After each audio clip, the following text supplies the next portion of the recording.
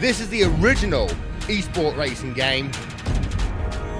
This is iRacing.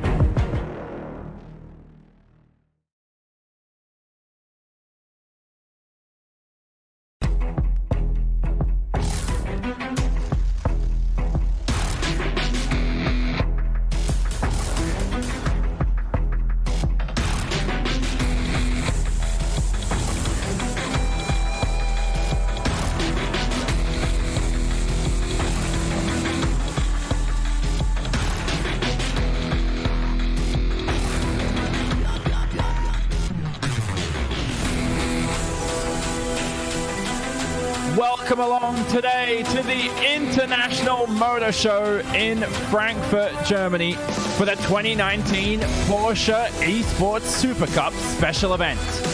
Our non-championship round will take place from the beautiful virtual Silverstone circuit, the home of British motor racing. It's located in Northamptonshire, England, in the United Kingdom, with all of our coverage today on your beloved RaceSpotTV, streaming live on the iRacing Esports network. The Silverstone circuit, 5.9 kilometers, that's 3.6 miles depending on your units of choice. It's a clockwise layout, as you can see on screen, a former World War II airfield that incorporates 18 brilliant turns.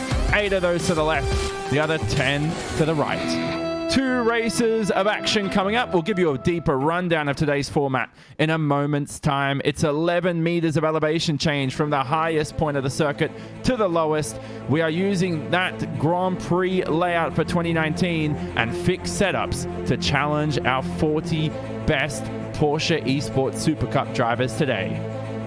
Kroenke, Rogers, Benecke, Hutu, De Jong. They are just some of the star-studded names that will be racing in competition for today's event. The winner of today's Porsche Esports Supercup special event will carry all the momentum and bragging rights heading into next week's final round at the Autodromo Nazionale Monza.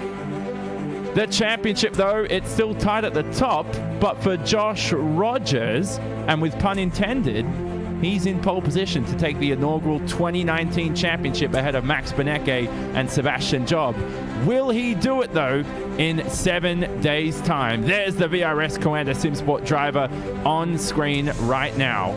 Good morning, everybody, from myself, Jonathan Simon, your host for today's event. I'm stood alongside your 2019 Porsche Esports Supercup commentators of Paul Smith and Connery Maddock. Hugo Luis is our producer behind the scenes. We're currently in our first of 2 official practice sessions for today's event. But Paul, the drivers only found out about half an hour ago that this is the 2019 version of Silverstone that they'll be using. It's brand new to iRacing, released only a few months ago, and every nook and cranny at this place has been brilliantly laser scanned. Yeah, hello everybody. It certainly is a fantastic venue for this event and for the special event. It's certainly a great opportunity for these drivers. Plenty of overtaking opportunities, let's not forget that. But everybody on the same fit setup as well here today. So you're going to be seeing different drivers maybe come to the fore. Those who can adapt the quickest to that fixed setup for these drivers will be doing the best in today's event. But what a venue. It looks absolutely stunning, and I can't wait for this event to get underway. I love this circuit, not only in the real world, but in iRacing. And talking about getting used to not only the fixed setups, Connery, our 6 drivers who are at IAA Frankfurt in Germany, and they include 2019 championship leader Josh Rogers. We'll talk about the other 5 in a moment's time, but the more seat time they have, the better off they're going to be in an event like this. Absolutely, it's something that we do get to talk about quite a lot when it comes to these sorts of LAN event where everyone is competing there on stage in person. In this case, it's not exactly everyone, since we just have 6 drivers up there on stage and everyone else competing from the comfort of their own homes, shall we say. But for the drivers that are in Frankfurt right now, there's going to be quite a bit of time for them to be able to get themselves used to how the rigs are up there on stage, because obviously everyone has a different setup at home and it just takes that little bit to acclimatize to what you're given. Most certainly. Let's have a look at your event schedule for today's special event. And it includes a 60-minute free practice session, of course. That is at 8 a.m. GMT, so that is about to take place in just a few minutes' time. We will also bring you all the action of our show race, the 24 Minutes of Le Mans. Do not get confused with that title. It is the 24 Minutes of Le Mans. We'll have a bit of fun with that. Of course, we'll have a bit of a break until free practice 2 at 12:45 p.m. GMT. And then, of course, as usual, we'll have qualifying and our 2 races, Paul, which will be 10 laps in length for both of those. The results of race 1 will determine the results for, the grid for race 2, I should say. It's very similar, of course, to our format for the World Championship, except we have no inverse grid for the top 8, so qualifying will determine that race 1 grid. Yeah, so it becomes more crucial to be able to get a good qualifying time in, so getting as much practice as possible is what they need. The drivers are just waiting to be released by race control. Of course, another thing that's different for this event is that we've got a panel of race control and live stewards as well. So you may be seeing, if people get up to shenanigans in this one, you may be seeing some penalties being thrown their way. Finally, I have to add, going into this round at Monza, for the likes of Rogers, he's going to struggle with a busy schedule in the next 7 days, Connery. But it also has to be said that joining him over there at IAA Frankfurt, live in the simulators, are Mitchell de Jong, Rallycross World Champion on iRacing and X Games gold medalist. You have 3-time Grand Prix Series champion of Martin Kroenke, Sebastian Job, Patrick Holtzman, 2 Red Bull Racing Esports driver. There's one of them on screen there. And of course, Max Benecke, our VRS GT World Champion. Yeah, absolutely. We have the green flag out there on circuit, so practice is open for all of your drivers, but you're absolutely right, Johnny. Of course, a lot of these drivers coming from far-flung places, at least from a Eurocentric perspective. Joshua Rogers, you quite rightfully mentioned, from Australia, so every single time he has to getting himself over onto one of these LAN events, to compete in person. It is a pretty long flight indeed to be able to make that one work. And when you consider in about a week's time he's having to compete in the final round of the Porsche Esports Supercup, that's going to be quite an interesting adjustment in terms of the jet lag. Yeah, and he's also got Supercars E-Series commitments during the week, so that's something that we'll be discussing over our very long broadcast here for today's event. But for now, though, we will leave you with your 2019 Porsche Esports Super Cup commentators of Connery Maddock and Paul Smith. Over to you. Thank you very much. So yes, we're here. We don't normally get to call a practice session here, Connery, in this championship, but certainly we're getting to see how these drivers fare. Of course, as we've mentioned already, a fit setup for everybody in this race, which means that these drivers need to use up every single second that they can to be able to get as much knowledge and learn as much about this car and how it behaves around this track.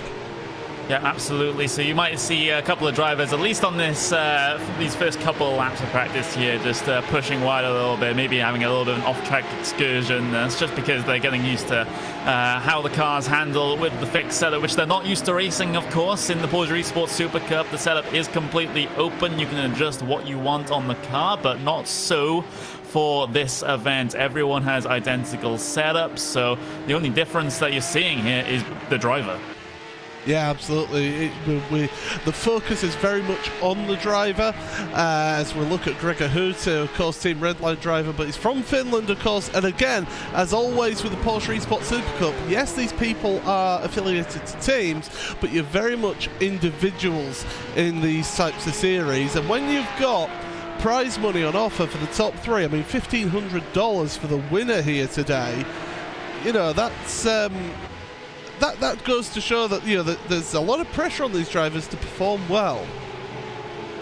Yep, a lot of pressure indeed when so much money is at stake, and of course in this particular race a lot of bragging rights as well. So you know, a LAN event win is, you know, a LAN event flat out is a pretty rare thing here in sim racing, but it's starting to get more common over the next couple of years, and that is in part of huge thanks there to Porsche for putting on these sorts of events. Of course, we had the first live event with them, the Porsche Sim Racing Summit in Leipzig at the end of 2018. We have the Porsche Sim Racing Trophy at the ADAC Sim Racing Expo as well, and now we have this little bit of a showcase at the auto show in Frankfurt, and hopefully a lot more to come as well.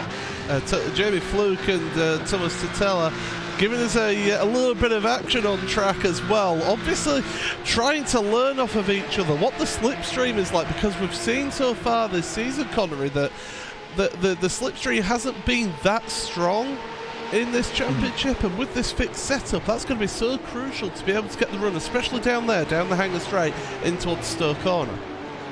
Yeah, absolutely. You can really use it to pull yourself alongside and to complete moves down onto the brakes, exactly as you say, in towards Stowe, one of the big overtaking opportunities. You're also on the brakes in towards the Vale chicane as well, coming towards the end of the lap here. So a good couple of opportunities once we get towards race 1 and race 2 here, but you know, with the 43 minutes of practice that we still have remaining, I doubt anyone would want to practice their racecraft at this stage, just getting so used to how the car is handling here at Silverstone. So as these two carry on giving us a good display, you see these drivers going on to the relatively new loop of this circuit, the Grand Prix loop, through turn number 3, their tight right-hander, and then this left-hander here has got so many different lines into it that could catch people out, and you can end up having incidents on there. And then down onto the Wellington Straight, important to carry the speed out of that corner as you head down towards Brooklands, and onto the brakes, carry the speed through the corner. You want quite a late apex to try and open up the next corner, which of course is Luffield. Again, different lines can be taken through that corner. You can hook it up tight against the corner or V off the apex there as they head through Woodcut. We're looking forward a little bit as well, and that is the 24 car of Mitchell de Jong, of course the American. Through Copse Corner, don't run out too wide because you can get an off-track penalty through there into my favourite complex of corners. Mackett's the left-hander, and then Beckett's right.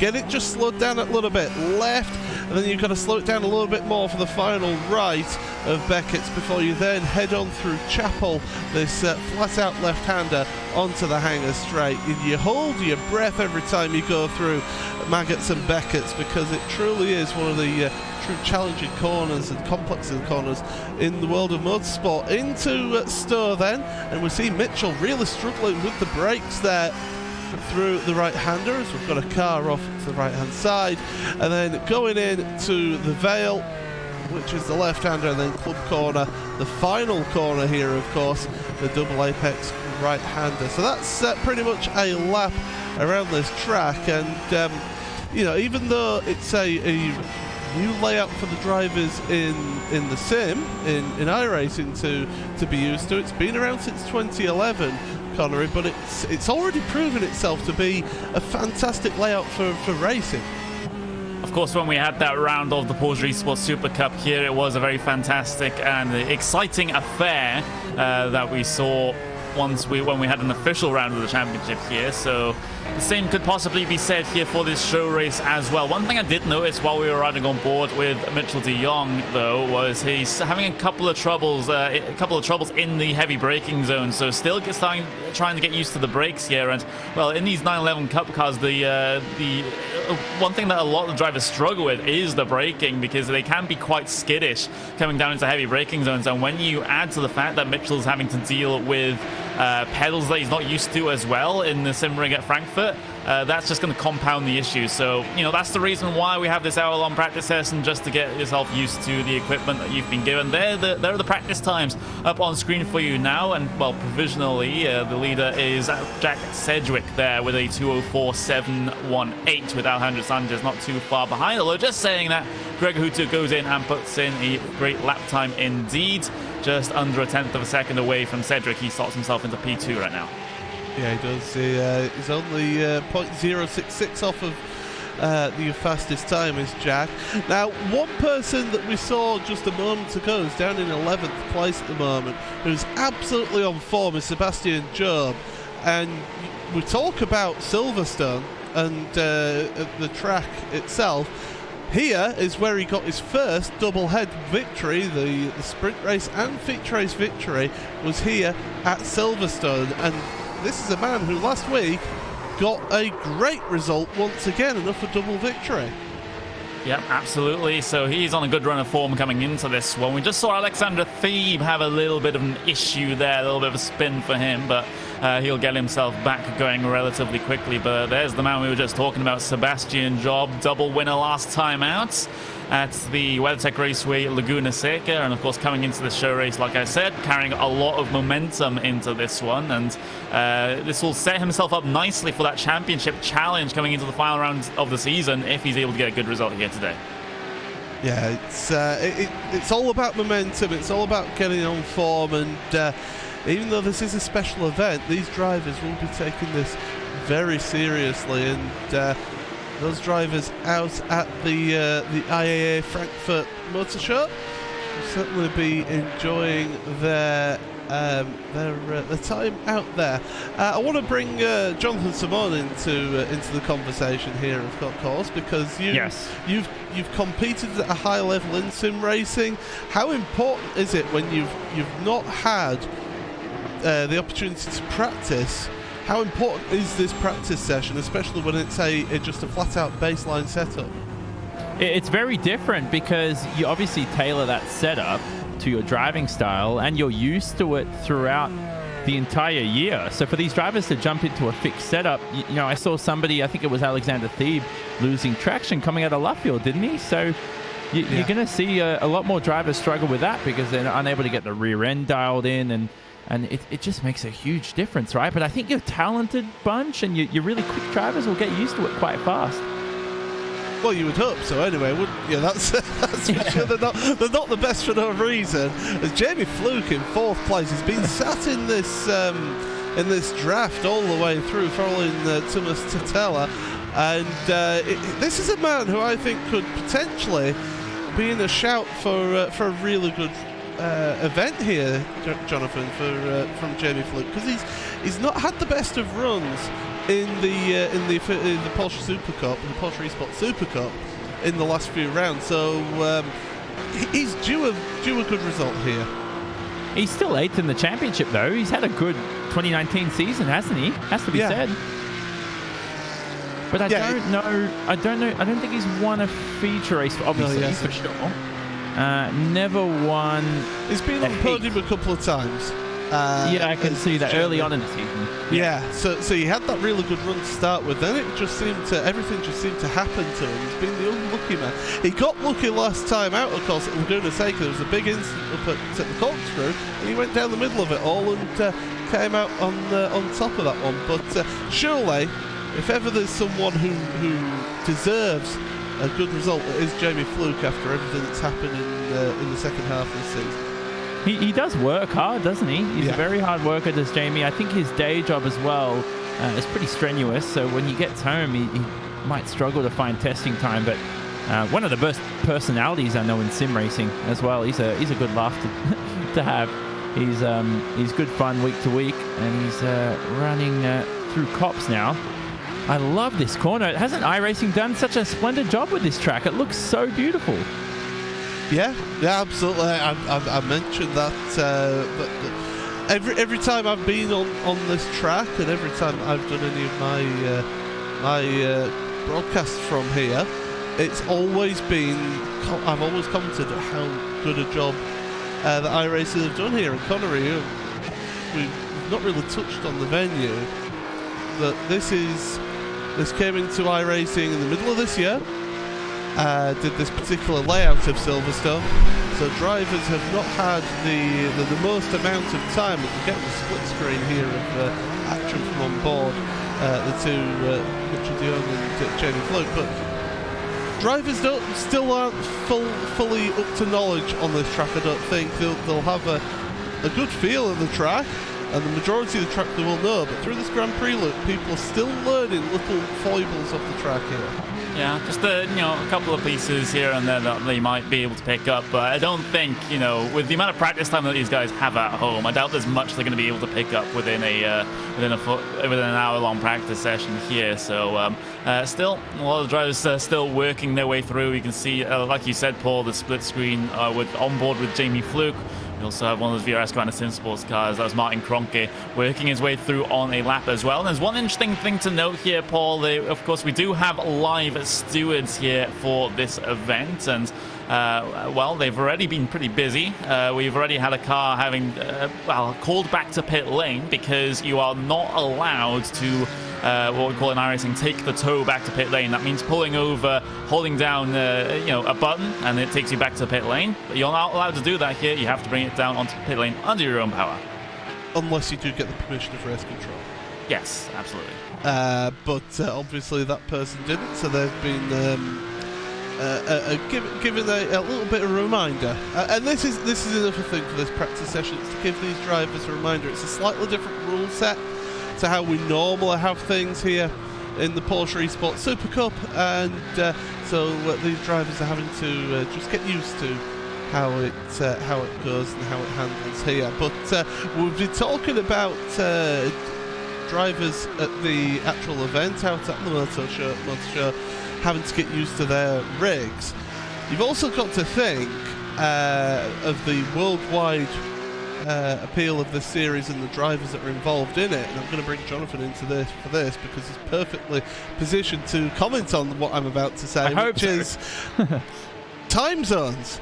You look at you look at this an international field here. Those that aren't at this event, who are still racing from home, they could be, say, out in Australia where you are, and it's whatever time it is. I haven't got my world clock on me, so it's the different time zones are going to affect different people. Over here in Europe, it's just in the morning, everybody's had their breakfast and they're out racing. Whereas if you're in Australia or that side of the planet, it's going into the evening. How does that affect things, especially as we get towards the final race of this event? I had this discussion with Josh on my podcast last year, where I said to him, and by the way, this is 12 months ago, I said, I don't think we'll ever see an Australian iRacing world champion ever. And then he's already won one. Yeah, so it could be two in a week's time. Let's see what happens. But he's proven that wrong, hasn't he? He's made a good step up this year on the move to Coanda. I don't know if he would have made that step up if he didn't join the team. I think he would have definitely improved, but who knows how much he's learnt from being in a squad like that. But going back to what you said, the time zone factor is huge. The good thing for Josh is that I don't think he has any strenuous working commitments during the week. I think when I did it in 2014, I managed it because I was studying. In 2015, I had a lot more work, and you can see my results get worse throughout the year because of that. So it really is a genuine factor that can trouble the drivers. Yeah, it can, and another issue that Joshua Rogers in particular may have towards the end of the year is with the taxman, of course. He's winning everything, and he's going to be, it's a good position to be in, but he basically has been, Jonathan and Connery, whoever wants to comment, he has been the form man this year in sim racing. He's been awesome, and I think the tin tops help. Because I know he's quick in any car you put him in, but you put Martin Kroenke in an open wheeler, he's most destined to be the favorite to win in a car like that. But at the same time, Josh Rogers is, isn't it scary to think, guys, that he's not even, I don't even think this is as best as we'll ever see him. I think he's got room to grow. That's a scary prospect, isn't it, Connery, for the rest of the field? Yeah, I mean, that's pretty scary, you know. When you think about people like Joshua Rogers, who, you know, are having to race, you know, their online races from home, and all of the basically laws of physics regarding the connection that goes. You know, sometimes they do have to be a little bit more cautious with how they negotiate moves if they're racing from home. But, you know, once, you know, as we get more of these LAN events, more of these live events, then of course that problem is going to be significantly reduced, and then you get to see an even more aggressive Joshua Rogers, which is, you know, kind of insane, because we think of him as a pretty aggressive driver already, but when he's given that leeway to be able to work with to go for those aggressive moves, then that should quite rightfully scare a lot of drivers. Well, here's one man on screen who the move over from Formula cars to the tin tops hasn't seemed to quite pay off for him so far here, Johnny, but Gregor Huttu, we can't deny the talent that he's got, but it just seems that this Porsche GT3 Cup car hasn't really suited his driving style so far. Yeah, look, I feel like age is catching up to him because he's in his 40s, right? I think so. For Gregor, he's like, it's not the easiest in the world as you get older, you know. Not that I've gone through that yet, but I'll probably go through it soon. Yeah, thank you for reminding me. Oh, I didn't think 27 was young, mate, but it's all good. I wish I was 27. All I can say is that. But for Gregor, because when you get older too, you probably, I know he doesn't sim race as much as he did when he was younger, so he probably has less time to learn a new car. But when you think about it, when you just had to drive the Williams in F1, you can get away with like 45 minutes to an hour of testing a day. But now that he's had to learn the new McLaren and he doesn't put in as much time as before, same with this Porsche, you know, it really does come back to bite you. But the guy's achieved, you know, so much in his career, you know, by far still the greatest sim racer of all time. And it's still good to see him out in the grid competitive. Oh, there's no denying that he is competitive still. I mean, he's showing it right now. He's third in practice here at the moment. Just to give you a quick rundown of how things look at the moment, it is Jeremy Bootloop who's the fastest driver in practice here, ahead of Jack Sedgwick by a tenth and a half. Gregor Huttu, as we mentioned, third place with Alejandro Sanchez.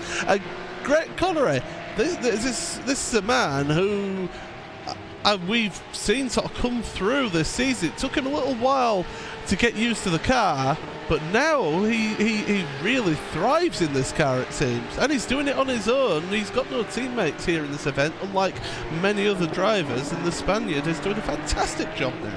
Yeah, he is the lone MSI Esports car in this particular series, and like you said, he is doing very, very well, especially in this sort of back half of the season in the Porsche Esports Supercup. He's currently sitting P14 in terms of the point standings in that one, and looks to have a good flourish at the end of the season here as well.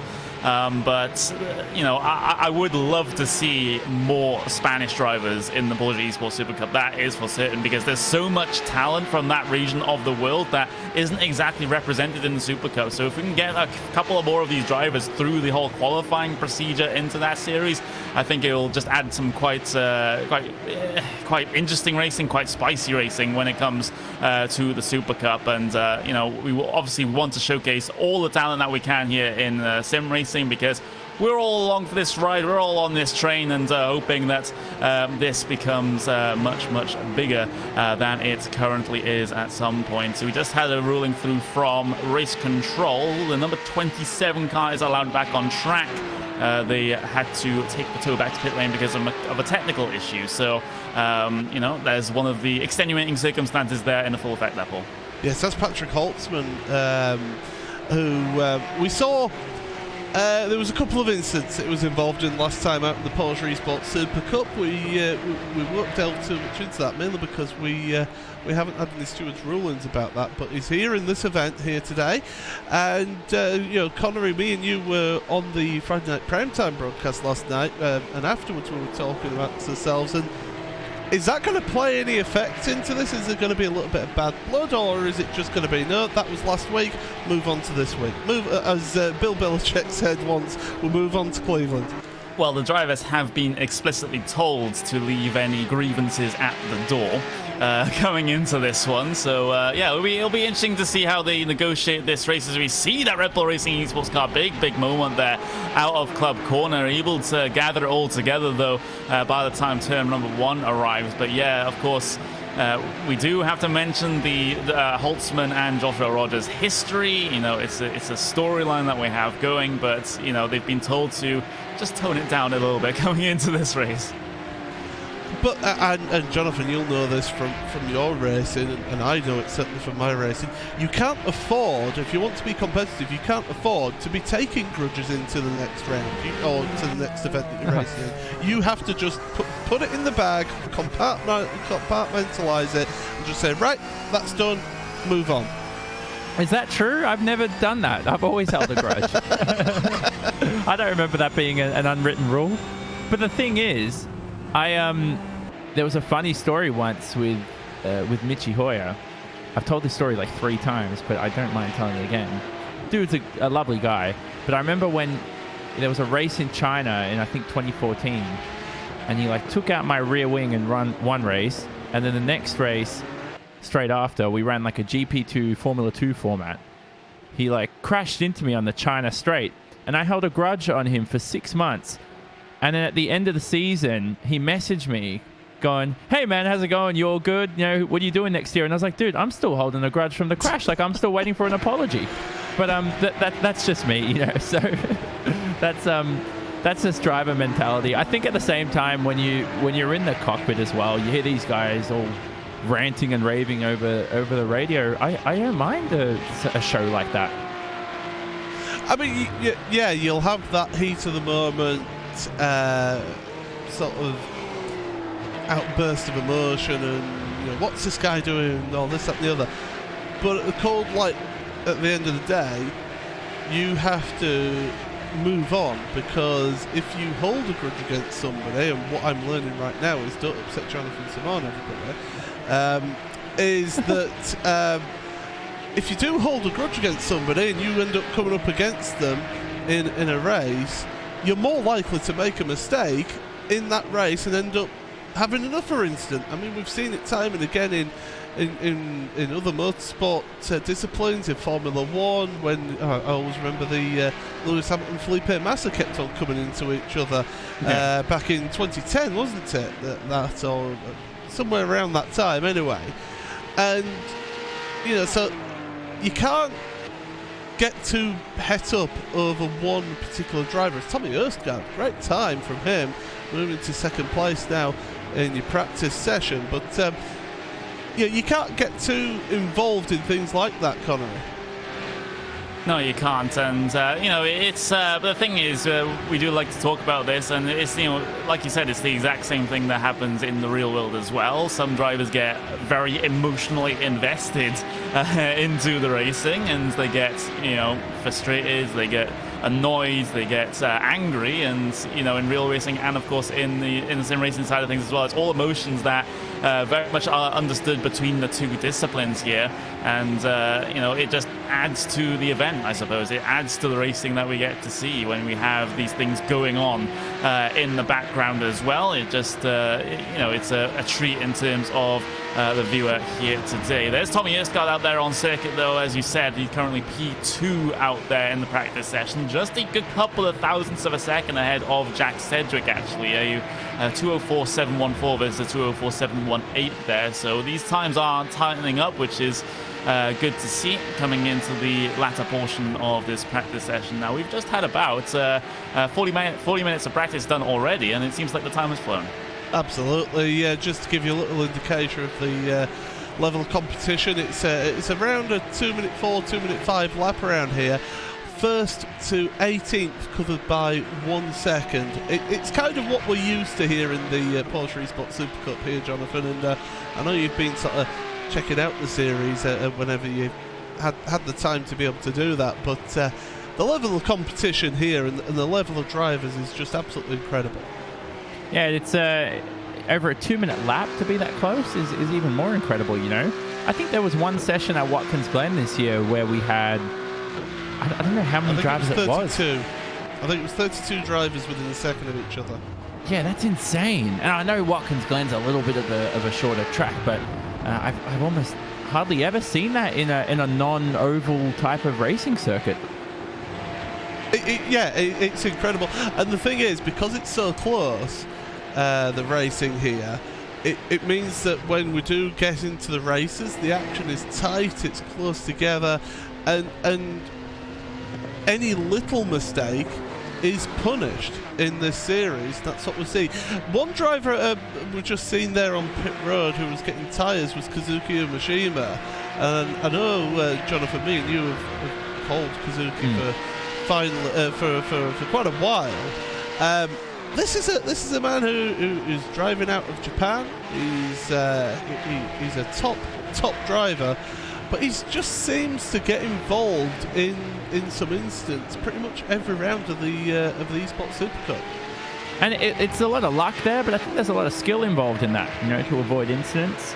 Because you just never see the top guys, really get involved. And Kazuki has been close to race wins and world championships in the past, so he's no lack of talent. But I think sometimes, unless he needs to qualify better and get out of the way of the pack, sometimes there are methods you can use to avoid incidents. Just giving that little bit of extra room at the start. I think he needs to come race in some of the touring car races that I drive in, because you learn how to avoid incidents in those, that's for sure. Those British sim racers ones? Other touring car leagues are available. But yes, I mean, Kazuki, I have a lot of time for him for the pace that he's got, Connolly, as well.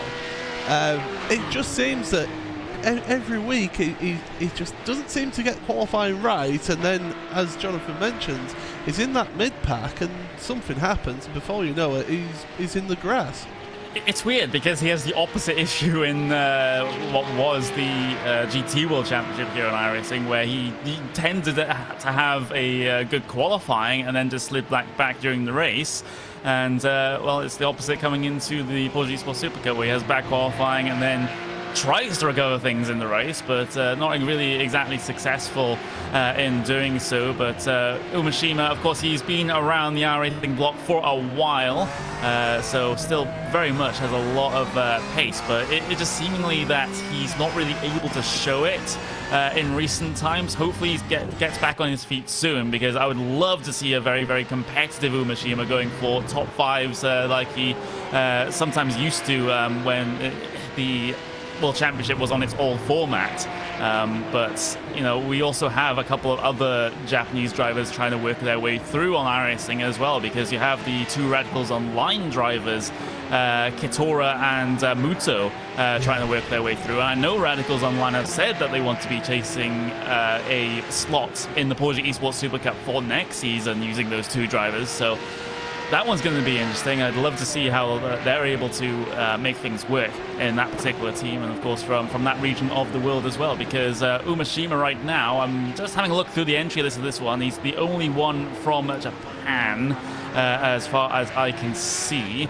I swear we had another driver before that was from there, but not able to find him right now. And well, just with about 15 minutes left remaining of this practice session, everything seemingly stable. I haven't seen anyone have any big issues here over the last couple of laps out there on circuit, so it seems like everyone's getting themselves comfortable now.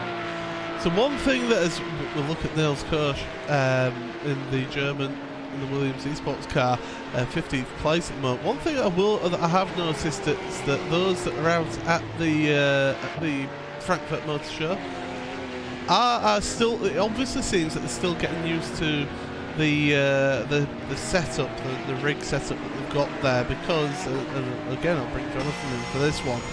It's really difficult to go from your own rig setup, how you have it set up, because you get comfortable, you get used to how that is. Get yourself on a completely different rig out at a venue.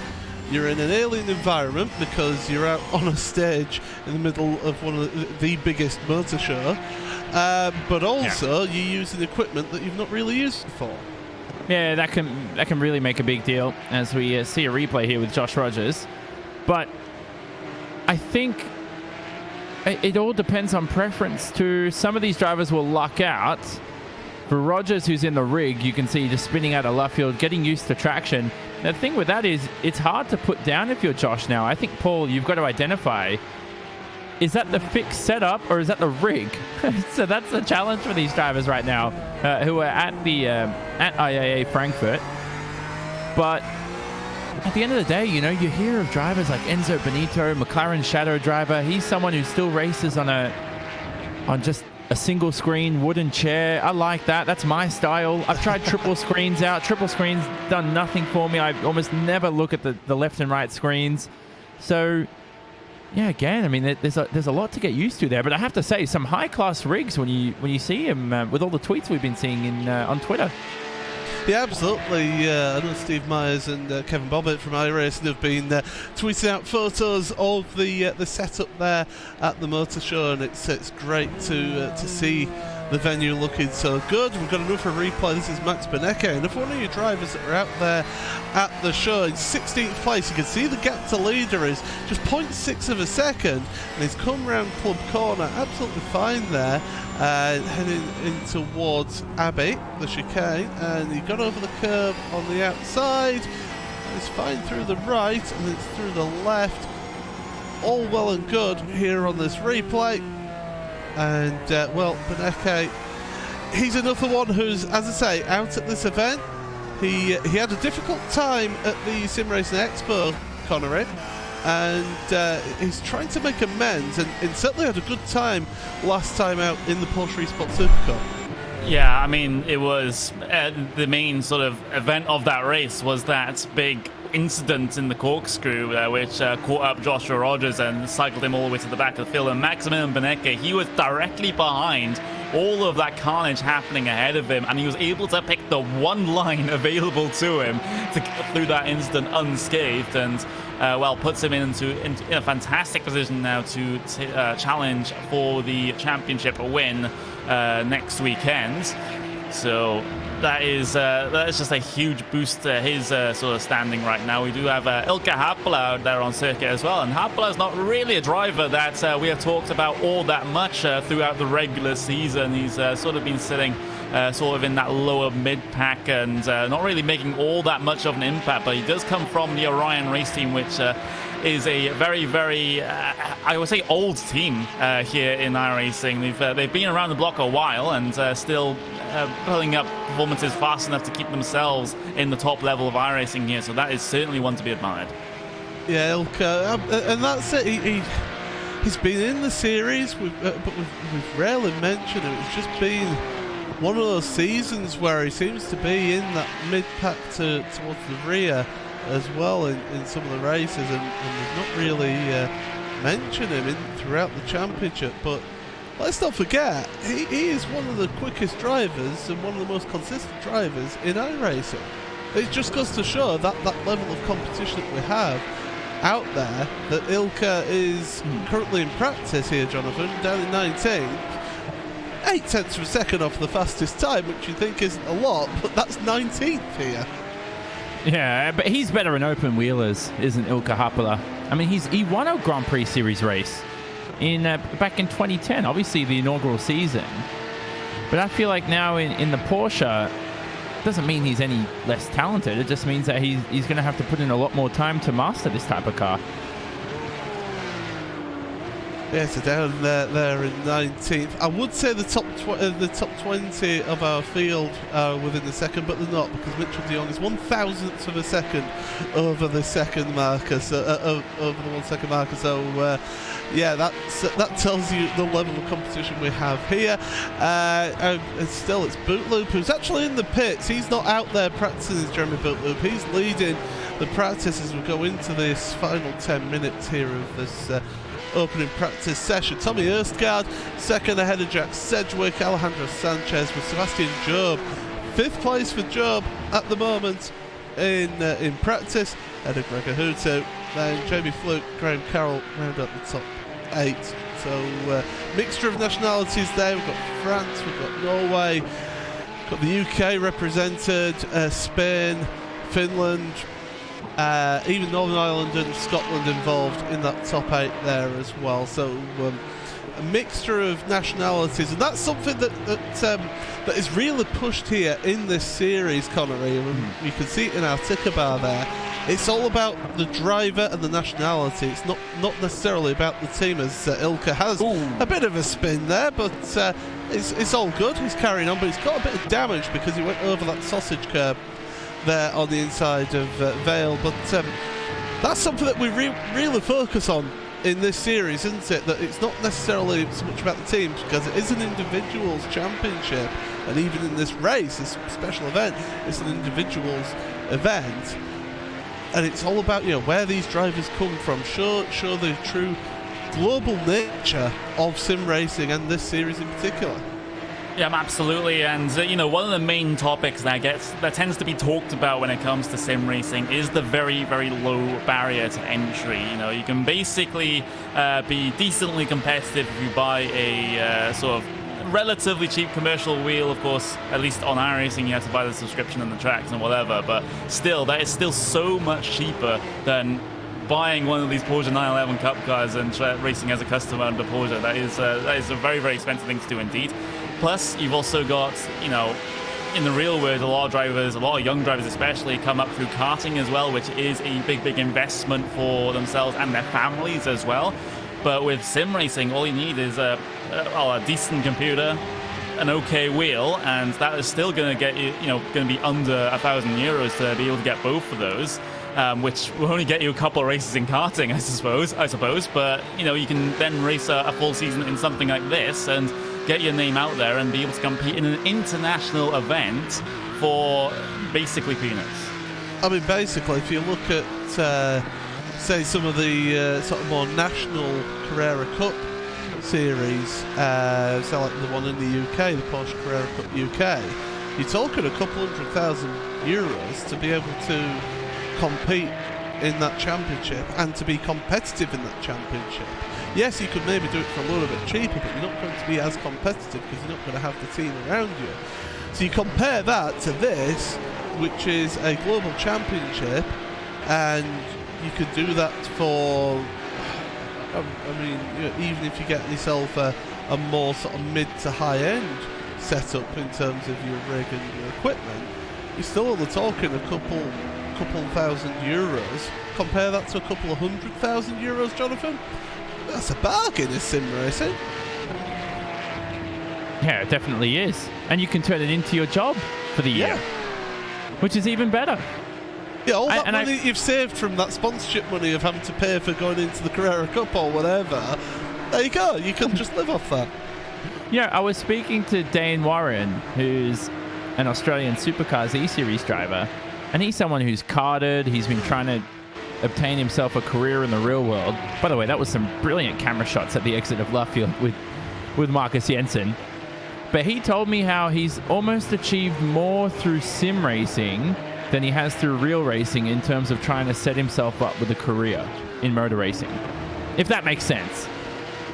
Yeah, it does make sense. And it's something that me and Connery have discussed before as well, is that we're seeing how some race teams, Connery, are looking at, this is like your karting experience and what lower Formula Series you've got experience-wise.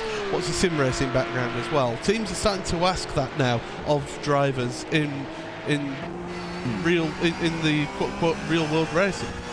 I mean, just look at the teams that we have now in sim racing. We have, exactly Patrick Goldsman up on screen. Red Bull getting themselves involved in sim racing. We also have a couple of representatives from Williams Esports as well, with heavy links to the Formula One team. And previously we have had Phoenix Racing as well, which have been a big feature in some of the World Endurance Championship races as well. So it's like, the more interest that we get from the real life side of things with some of the teams coming in, the better. But also, we can't forget the already established esports teams as well. When you think about games like League of Legends, Dota 2, Counter-Strike, whatever, they also have established organizations that are also interested in sim racing. Just look at G2 Esports. They partnered up with Red Bull to get their sim racing effort off the ground. And you know, in the NASCAR series as well, you have Team Renegades, you have Flipside Tactics as well, all big teams in the rest of esports also looking to get themselves involved. So it, you know, it puts this in a bit of a weird situation where you have both real life race teams and established esports teams all on the same track together, which is sometimes confuses my brain, but it's awesome to see.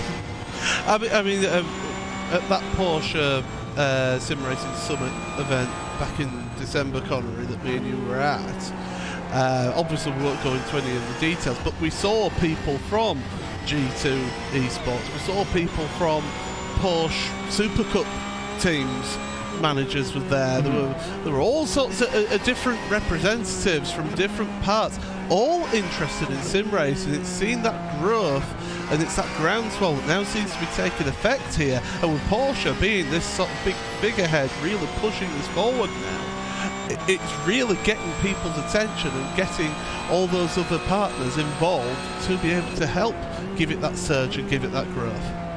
Yeah, absolutely. And you just look over the past couple of years and how far sim racing has already come. It wasn't too long ago where basically the biggest prize in sim racing was, what, $16,000? And now you're getting prize pools upwards of $100,000 for a season. That is absolutely crazy. By the way, you're seeing cars come down to pit lane because the admins have put the checkered flag out there on circuit. So that timer in the top left just baited all of us, I suppose, coming into this one. But drivers coming down towards pit lane, that is the FP1 session over.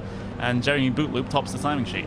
Yeah, absolutely. So we'll be able to run you through, as you can see it on the screen there on the left-hand side. Jeremy Bootloop, the fastest driver, ahead of Gregor Hutu in second place, and then Tommy Erstgaard third. That's your podium positions. Then it's Jack Sedgwick, Alejandro Sanchez, Josh Rogers, sixth place. So moving up through the field is Josh, getting used to that equipment. So that's good to see. Sebastian Job, seventh, ahead of Jamie Fluke, eighth. Ninth for Graham Carroll with Thomas Tatella in 10th place. Ricardo Castroledo 11th, Alexander Thieb 12th. Kazuki Yamashima midfield there in 13th, ahead of Marcus Yates at 14th. Max Benecke, who we're seeing on screen now, just finishing off his final end of his practice in 15th, ahead of Patrick Holtzman. Niels Koch in 17th place, with Alexander Voss 18th. Martin Kroenke 19th for him, ahead of Ilka Harpela. Mitchell de Jong, Mr. Rallycross, down in 21st, ahead of Dion Verges. And then three drivers who did not set a time in this session here were Kevin Ellis Jr., David Williams and Antoine Hugelin. But that's the end of that practice session, with the checker flag being called. And, well, those are your results here today. And you know what that means, Connery, is that the drivers on the rigs haven't fared too well. Your championship leader, 2/10 off Bootaloop. Obviously, it's fixed setup, so we can't... It's not the most fairest of experiments. You know, when you do those scientific experiments at school, you have to make everything fair. But then you look at Kroenke and de Jong behind, they're really off the pace. Yeah, so, you know, still a lot of adjustments having to be made, I suppose, for those drivers that are live at the venue. But thankfully, you know, because we, you know, have this disparity between the drivers at the venue and drivers racing from the comfort of their own homes with all of their own equipment, this is, of course, not a race that counts towards the championship. So you could say there's, you know, no prize on offer here except for bragging rights. And, well, that might be just as well considering the disparity. But, you know, we do have another practice session coming up at what is going to be 2:45 local time. That'll be for 13 minutes to work out any issues getting themselves into the first race of the day. But we still have a good amount of content between now and then. Yep, so here are the final race results. Practice results for our first of two practice sessions this afternoon. Now, the second practice session will take place in around 3.5 hours time. So stay tuned for that. That is 12:45 p.m. GMT to be exact. The drivers will have a briefing in between, Paul, and I'm a fan of the driver briefings that Formula One release. I'd love to hear and love to be in on the one that these Porsche Esports Supercup drivers are in on. Well, given that it will be rules written by Will Vincent. I hope you've got a cup of tea and sat down comfortably, because it will take a while to go through. But yeah, these drivers, they'll have that briefing, go through anything. The drivers will be reminded of certain things that will come from this session here. So we'll look through the rest of the results there on screen. But you know, it all comes forward now, and it all is ramping up. Gives these drivers a bit of a break before the next practice session. And well, I mean, while these drivers are having that bit of a break, we don't really get much of a break, because in around about what time is that? About an hour's time. We've got a show race coming up. Yeah, we have the 24 minutes of Le Mans. Connery, I'm looking forward to that. We'll all be covering that, of course, as well in an hour's time, but I don't know what else to expect. You know, we're running some more Porsche vehicles, of course, the 919 and a few others, but that's something that will be raced at the event. They'll be broadcasting live at IAA Frankfurt. We'll bring you some of the action here on RaceSpotTV and the iRacing Esports Network, but it's like a support category, of course, you could say, to the World Championship.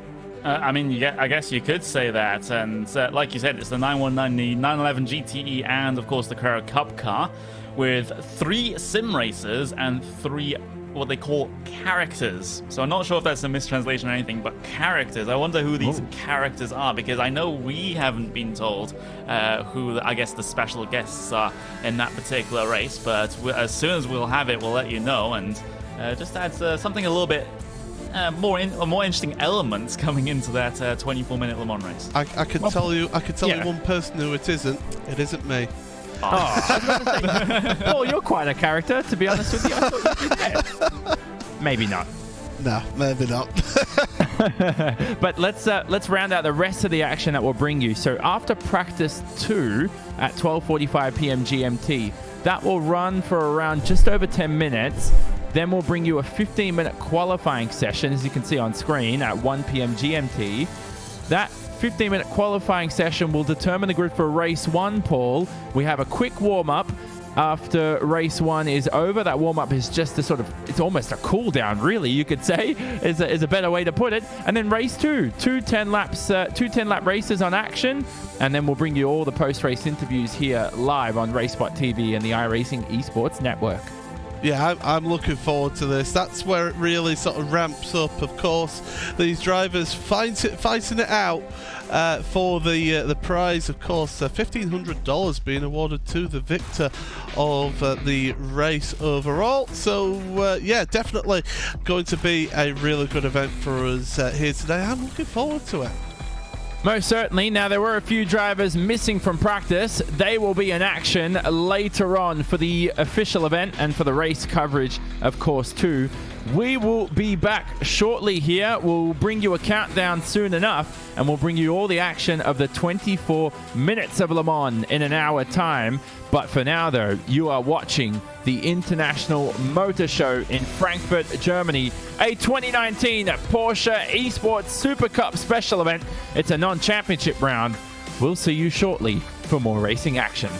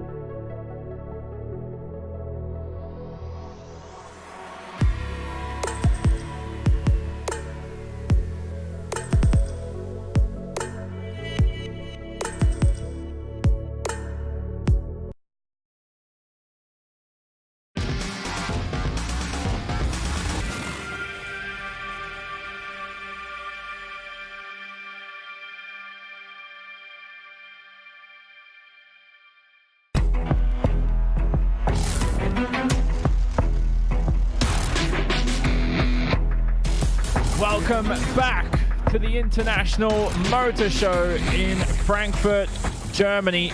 It's the 2019 Porsche Esports Supercup special event. It's a non-championship round, but for now, we head to the 24 minutes of Le Mans. It's a support event, of course, for our World Championship round later on. It is live on RaceSpotTV, streaming live on the iRacing Esports network. We have some brilliant names here in the field, but there are the circuit details up on screen. First of all, it's a 13.5-kilometer circuit, is Le Mans, with those two long straights known as the Mulsanne Straight, of course. Look at the temperatures out there. 44-degree track temp. Pretty slippery for these drivers. We've seen hotter in the past, but for 24 minutes, it will be a sprint. It will be a showcase to be watched here on the iRacing Esports Network. Jonathan Simon here, your host. Hugo Luis behind the scenes in production. We will send it over to your 2019 Porsche Esports Super Cup commentary team of Connery Maddock and Paul Smith. Thank you very much, Jonathan. So yeah, we are here for this bit of a showcase race here. 24 minutes of Le Mans, and it's utilising 3 different categories of cars, as we see the director of marketing from iRacing, Kevin Bobbitt, out there on the screen right now. He's in the Porsche 911 GT3 Cup car, which we see every time we have the Porsche Esports Super Cup Championship. That's the car that they use. So Kevin Bobbitt and also Sebastian Job are going to be driving those 2 cars. Then in the GTE class, in the Porsche 911 RSR class, we have got the drivers of Max Benecke and also Marco Uhasi, who of course is basically, he's the boss of the digital side of Porsche. So he's basically the man who's brought all of this and all of this event to us all. So we have to thank this gentleman here for what he's doing along with his team. And then in the Porsche 919 Hybrids, we have got drivers of Joshua Rogers, the leader of the Porsche Esports Super Cup, and 2016 Le Mans winner Neil Yarney, who is also the Porsche Formula E driver as well for the coming season. So great to have such a stacked field in 5 of the cars, and also Kevin Bobbitt there. Yeah, Kevin must be feeling sort of a little bit out of his depth here, but there we go.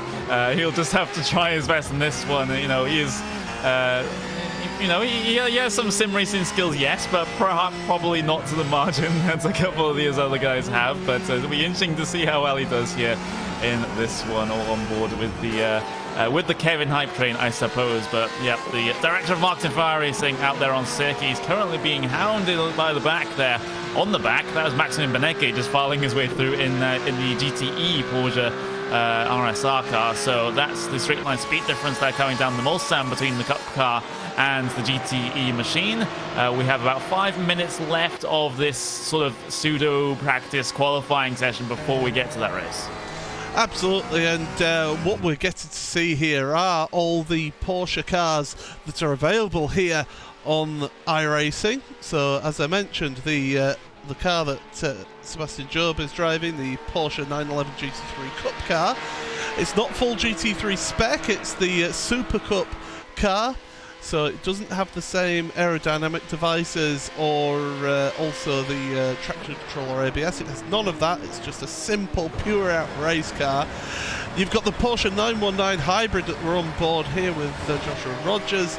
That is the LMP1 class car that has every single thing that you could possibly imagine and want from a race car that's on it there. Such a highly developed machine is that one. And then the car that was just going through shop there as well, which is the Porsche 911 RSR, the GTE category car that we see in the World Endurance Championship, in the IMSA Sports Car Championship, as well as other series. So you've got these 3 cars here, and it's great to see Porsche being represented on iRacing and having these 3 categories covered by the one manufacturer here.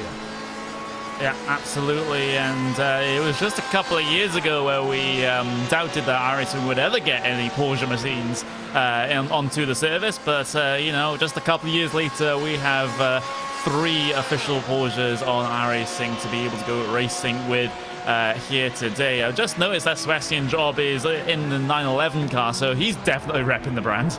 Oh, absolutely, yeah.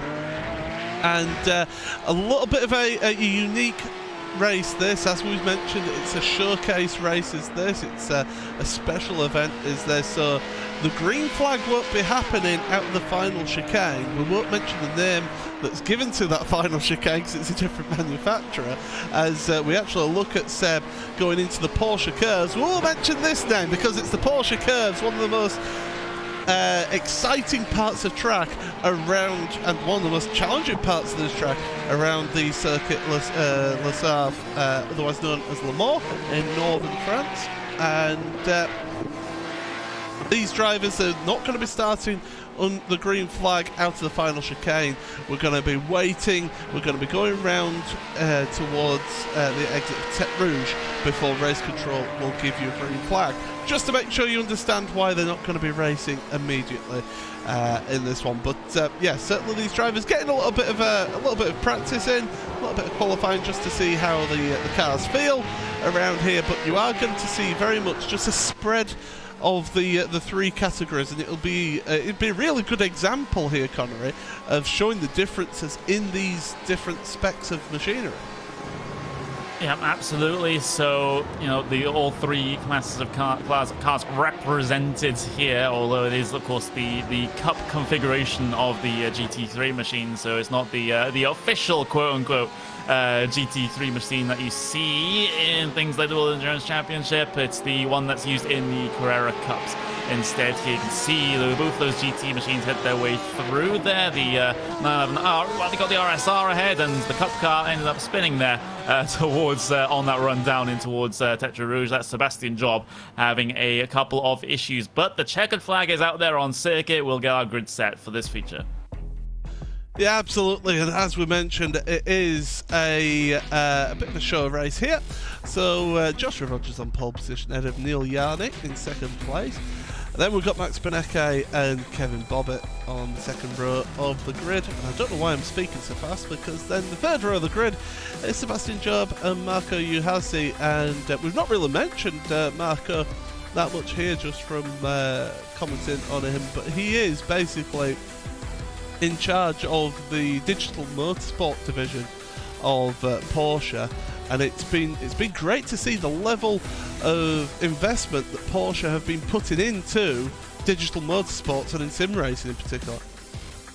Yeah, absolutely, and I know very much that they are committed to sim racing for the long term here. It's not just get yourself interested for a year and then back out. They're very much in this for the long haul, as the drivers will start to roll off then for your partial pace lap here today. Like we've already said, once those guys get to the start-finish line, they won't be immediately taking the green flag, despite what the graphics say. They'll just wait until Tête Rouge and on towards the Mulsanne Straight to get themselves going here today. You can see that front row comprising of those 2 LMP1 machines, and then you have the second row, Maximilian Benecke and Kevin Bobbitt. That is not usually what you'd see as a row in qualifying, but you know, we've seen weirder things, I suppose. Hey, Kevin Bobbitt out-qualified Sebastian Job and Marco Uhasi. I think that's a bit of one-upmanship right there.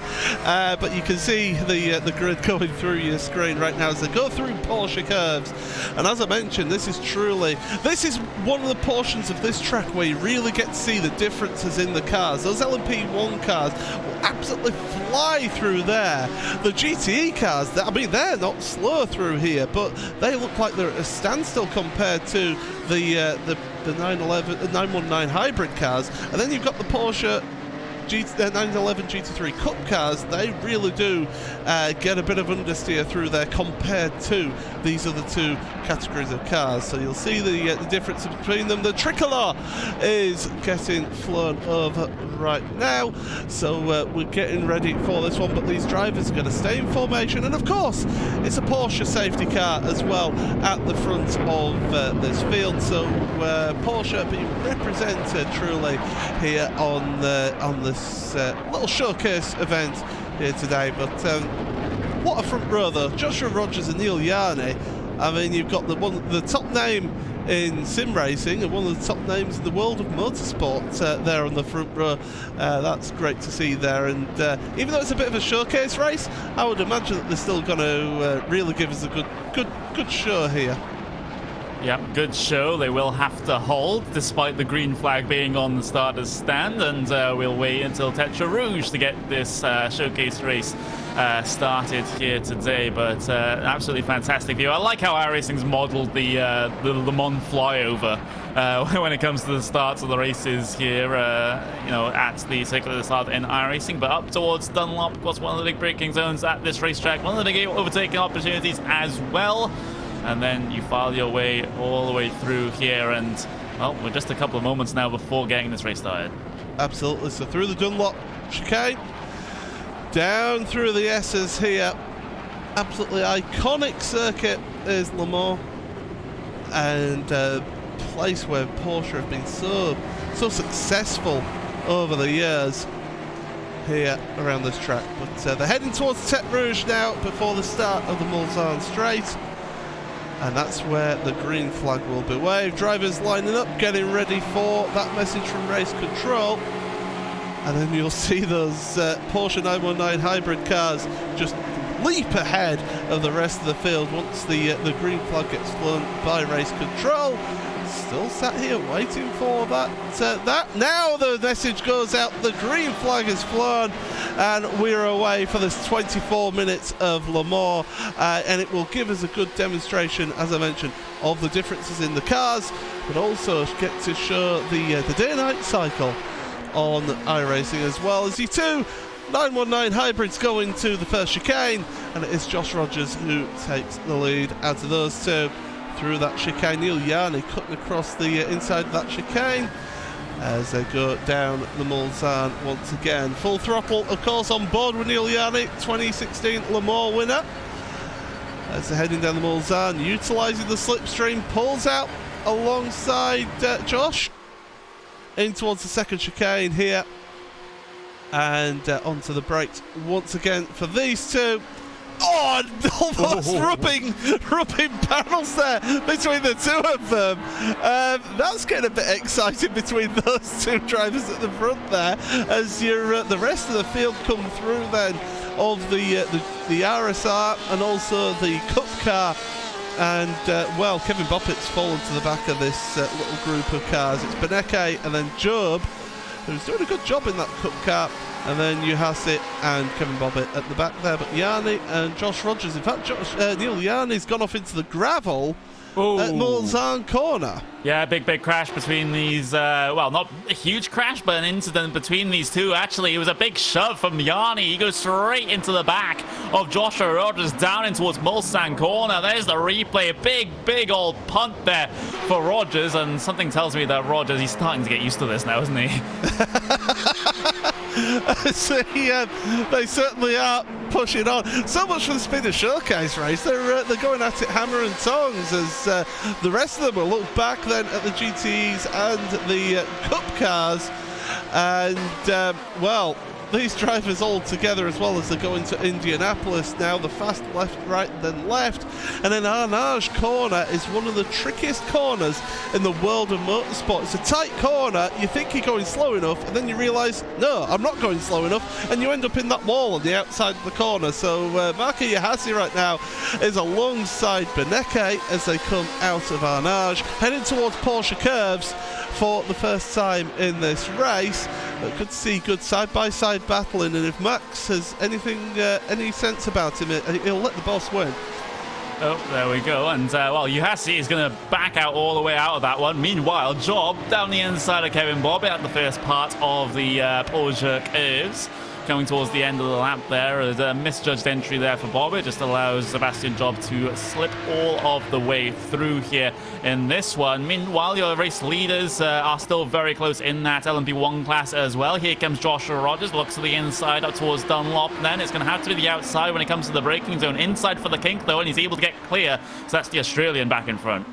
Yeah, absolutely. They're just toying with us. You know that, aren't they? They're giving us a good display, and I imagine that they'll be like this all the way through until the last lap, and then it'll be gloves off. Let's give it a good show to the end here as Yuhasi and Bobbitt battling it out towards the rear as well. Sebastian Job gets himself ahead of Max Benecke as well. So these drivers all just keeping together, working together as a unit, and just putting on a good display here. But as I mentioned, 3 different categories of cars as we look down the Mulsanne between the two 919 hybrids. But these Porsches, you know, just to go into the details of what iRacing do, they laser scan these cars. They get details as again they're bumping and barging through through the first chicane there between the two leaders. But they laser scan these cars to get as much detail as possible from the manufacturers to iRacing to give you the most accurate representation of these vehicles here, Connery. Yep, I do, and Yanni positioned for a big send into the second Mulsanne chicane, deciding to back out in that particular instance as pushes wide through the second apex, right out onto the runoff there for your Porsche Works driver, and, well, he's able to rejoin the track in a relatively safe fashion. Meanwhile, you do have the battles in the other two, I guess, what we can call classes here. You got the GT3 Cup cars right at the back of the field. Kevin Bobbitt trying to defend from Sebastian Job, but Job is able to get that move done through the chicane. They're just giving us a little bit of side-by-side here, just so we have some action to talk over. Absolutely, and you know, end of the day, this is all about showcasing what Porsche are doing with their digital motorsport. Of course, we had, as you mentioned earlier on when we were in the Practice 1 session, we had the Porsche Sim Racing Summit in Leipzig at the Porsche factory. I mean, that was a great event for me and you to go to. We didn't get to call any of the action because that was Will and Ben Constanduras who called the action, along with Melly, who was on the stage there. That was sort of like the first real event that Porsche put on, and it was a fantastic event, and what a venue as well.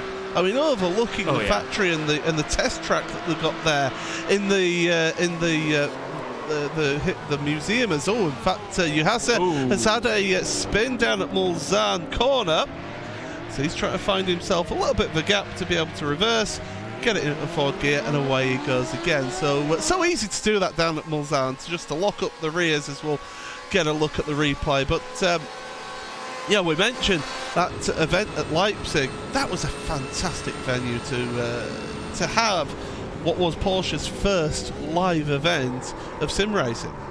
Yeah, absolutely, and you know, it was an absolute pleasure to be at that event. Of course, despite, like you already said, we didn't get to commentate there. Of course, that was Will Vincent and Ben Constanduras bringing you the coverage of that one. But we did a good couple of workshops with the drivers. We did workshops with the team bosses as well. Basically, me and Paul were sim racing consultants, for the lack of a better term, during that event. So we got to sit in on these workshops, sit in on some of these discussions that are happening between the drivers, the team bosses, and of course potential sponsors, as well as you know, Porsche have their motorsports partners getting themselves involved in sim racing as well. And you know, it's just good to have that sort of open discussion to gauge where we want sim racing to go. Absolutely. So you know, these drivers, they get to race in the Porsche Esports Supercup. They also, you know, so you've got that championship in itself that is really good, as you've got your two 919 hybrids switching positions again, Josh Rogers and Neil Yarney. But you've got those two things as an event. That championship is event, the first Porsche World Championship event on iRacing. But you've also had Porsche involved with the ADAC Sim Racing Summit as well, with the Porsche Sim Trophy as well, haven't we? They're getting squeezing there, into the second chicane on the Mulsanne. Neil Yarney trying to assert his dominance there at the front of the field as the sun is slowly setting here at Circuit de la Sarthe, down towards Mulsanne corner once again, Connery. Yeah, of course, we have a little bit of accelerated time here, so we can get that good old day-night transition action happening a little bit quicker here. Big send from Rogers down the inside there of Yarney up through the Mulsanne corner. He's able to squeak his way back through. These guys are having a couple of good duels. Of course, it is for show, but with the amount of squeezing that Yarney's been doing, I think there's also quite a bit of actual aggressiveness going on as well. Yeah, it's a show race, but I think once you get behind the wheel there, the blue touch paper will be lit and you want to win, don't you? You still want to get one. If you're Josh Rogers, you want to show that, one, you are the expert at sim racing, and also that you can beat the 2016 Le Mans winner as well. So he's got a lot to lose here, even though it is a show race, because he is the man on form at the moment in sim racing. Yeah, he is. So when it comes to that last lap, I suspect it will be no holds barred as Yarney looks for the slipstream pass down in towards the Porsche curves. Another bit of a squeeze on the entry to the complex there, but Roger's not going to find anything on this outside line, so he'll just have to slot in back behind. We're riding on board then with the Australian driver as he follows very, very tightly here towards Yarney through this very, very downforce dependent section coming towards the end. The Porsche curves, these prototypes can carry a ton of speed going through that section compared to the GT cars, which, in the real world side of things, and of course in the many endurance races that we've had here on iRacing at Le Mans, that's usually a big point of contention when it comes to lap traffic. But of course, no such thing here today with the 6 cars that we have out there on circuit. Well, as the leaders cross the line once again, utilising the hybrid energy. Of course, this is something we haven't touched about the 919, is that it does have the hybrid energy to be able to be used as they still swap positions. Talk about switching positions. Marco Yahase and Max Benecke, they're going down towards Indianapolis after Mulsanne corner, and they're side by side, and behind them, giving a bit of solidarity there, side by side between Sebastian Job and Kevin Bobbitt as well. Yeah, absolutely. So these guys continuing on then. 13 minutes left remaining in this race. Just briefly on board here with Juhasi then as the driver of that number 92. Of course, representative of the Porsche Esports side, the project manager of Porsche's digital racing efforts. Has a big look towards the left-hand side of the circuit there as we see more swapping for positions going on between Yarney and Rogers. They're having a little bit of fun at the front of the field. And of course, these two are on the Mulsanne straight, whilst these drivers here, they're just heading into Porsche curves. That just shows how much of a gap between those LMP1 category cars and the GTEs have already been pulled out. Now, okay, you'll be saying, well, it is a showcase race. They've not been going at 10 tenths, but still, all these drivers will be pushing, because you have to push to a certain degree in these cars just to be able to keep the car on track, because the downforce, you need the speed to get the downforce out of the car. Yeah, absolutely. And, well, it's one of those things, if you go too slow in one of these high downforce cars, then you end up just not really being in all that much control. Side by side down the Mulsanne once again between Rogers and Yarney then in towards Mulsanne corner. Another little swap there, and just having a little look back through the field, because I want to see Sebastian Job and Kevin Bobbitt have a duel here. That would just make my life complete. Well, I mean, to be fair to Kevin, he can jump on the sim whenever he wants at work. And he has got the advantage of working for iRacing. And I know for the official iRacing podcast, the Downshift podcast, that they have been doing challenges between himself and I believe it's Greg as well, they've been having a challenge between those two, driving different cars around various tracks on the iRacing service, trying to show what you can do with the service. As we see the split screen there on your right, the 919 Hybrid, on the left the 911 GT3 Cup cars. So they're both out on track, giving us a bit of close action. But yeah, running wide there was Neil Yarni through Porsche curves, really struggling there for the car. And this is one of the things, Bobbitt's got the slipstream, got the draft, trying to get the move on Sebastian Job, and secretly he'll be desperate to win the beat Sebastian.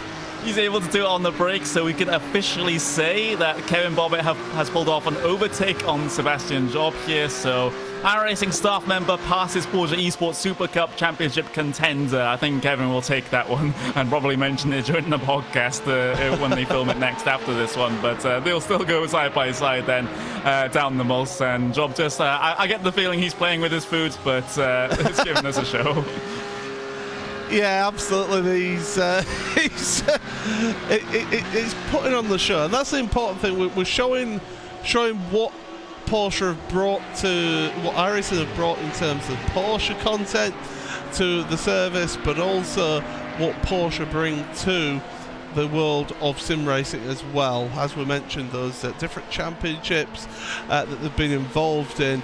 And the thing is, Porsche keep on saying this time and again, whenever they are involved in any interviews or any media in terms of their sim racing efforts, they are in this for the long haul. They want to be leaders in the world of sim racing.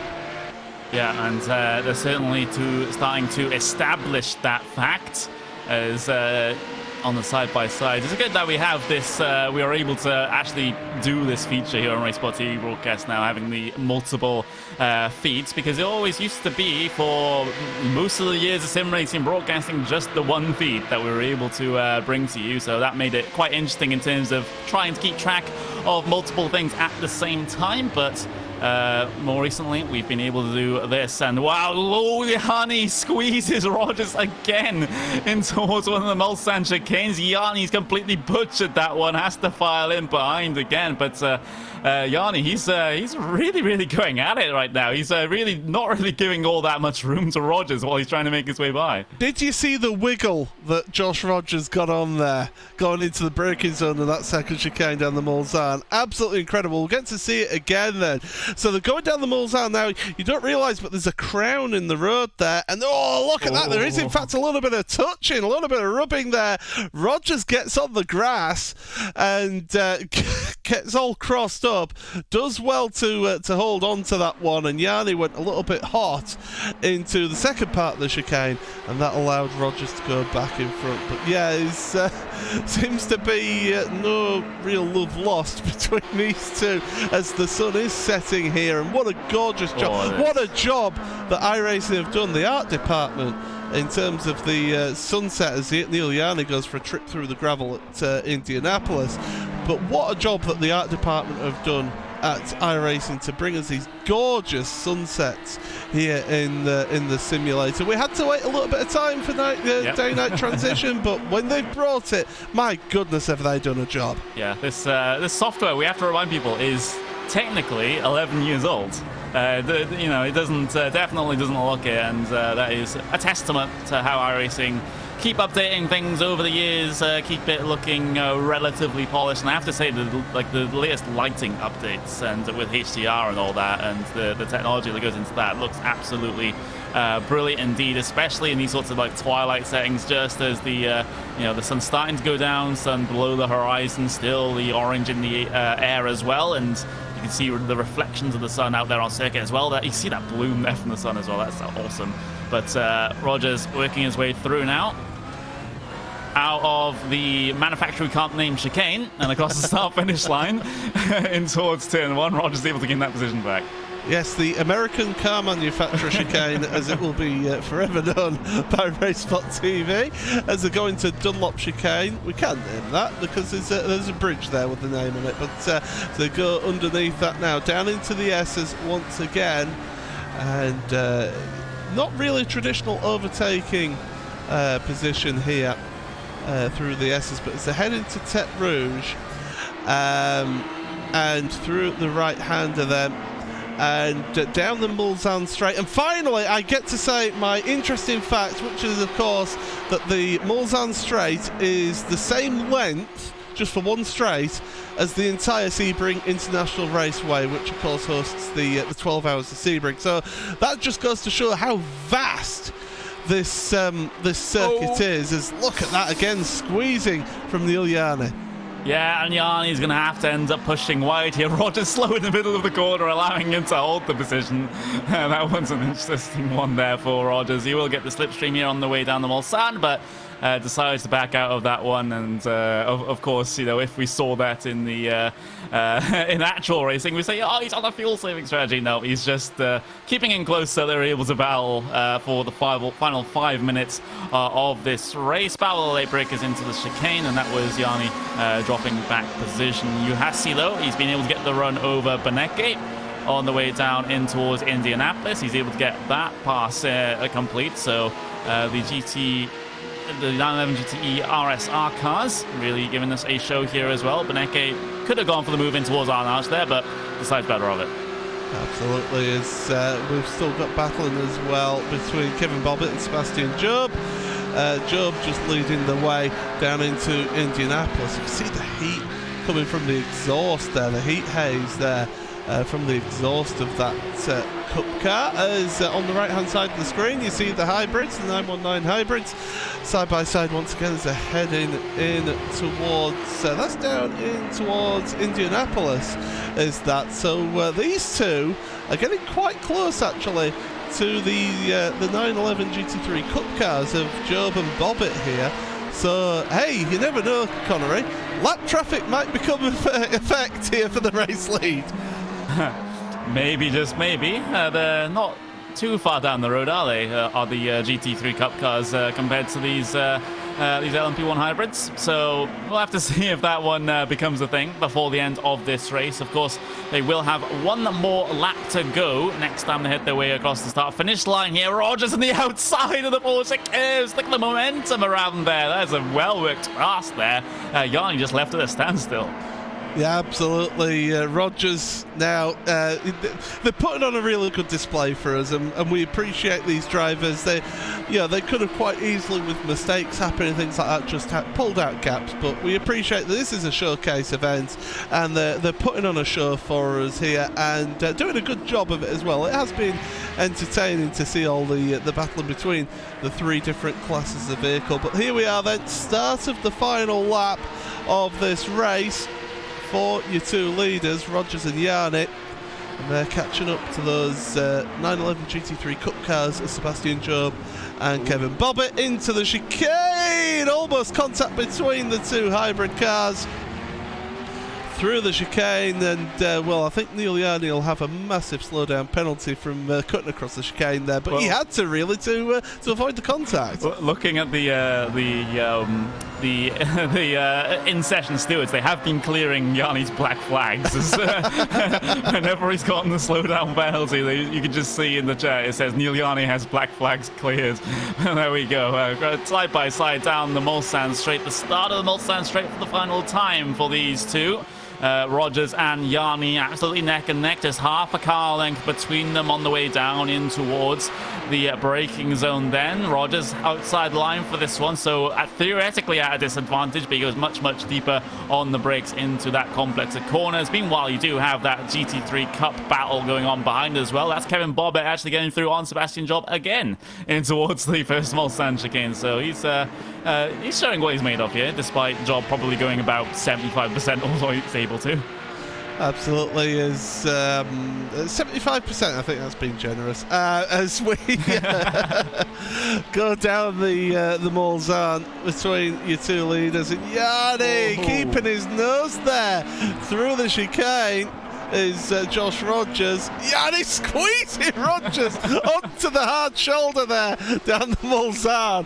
It's getting a little bit heated now between these two towards the end, but they'll step out the rigs at the end of this with a big grin on their faces, and I'm sure that they'll be shaking hands afterwards. But still, great display from these drivers in this showcase race here. The 24 minutes of Le Mans, the lights are on, the sky is getting darker as they head on down towards Indianapolis once again, and yeah, this has been a great little fun event for us to see here, and to show us they're just taking it easy now. They're running side by side between the two of them. They've decided, right, we've had our fun, let's have the little bit of the photo across the line here at the end of the race. I think they're slowing up so the rest of the traffic can catch up with them. That's probably what's going on there.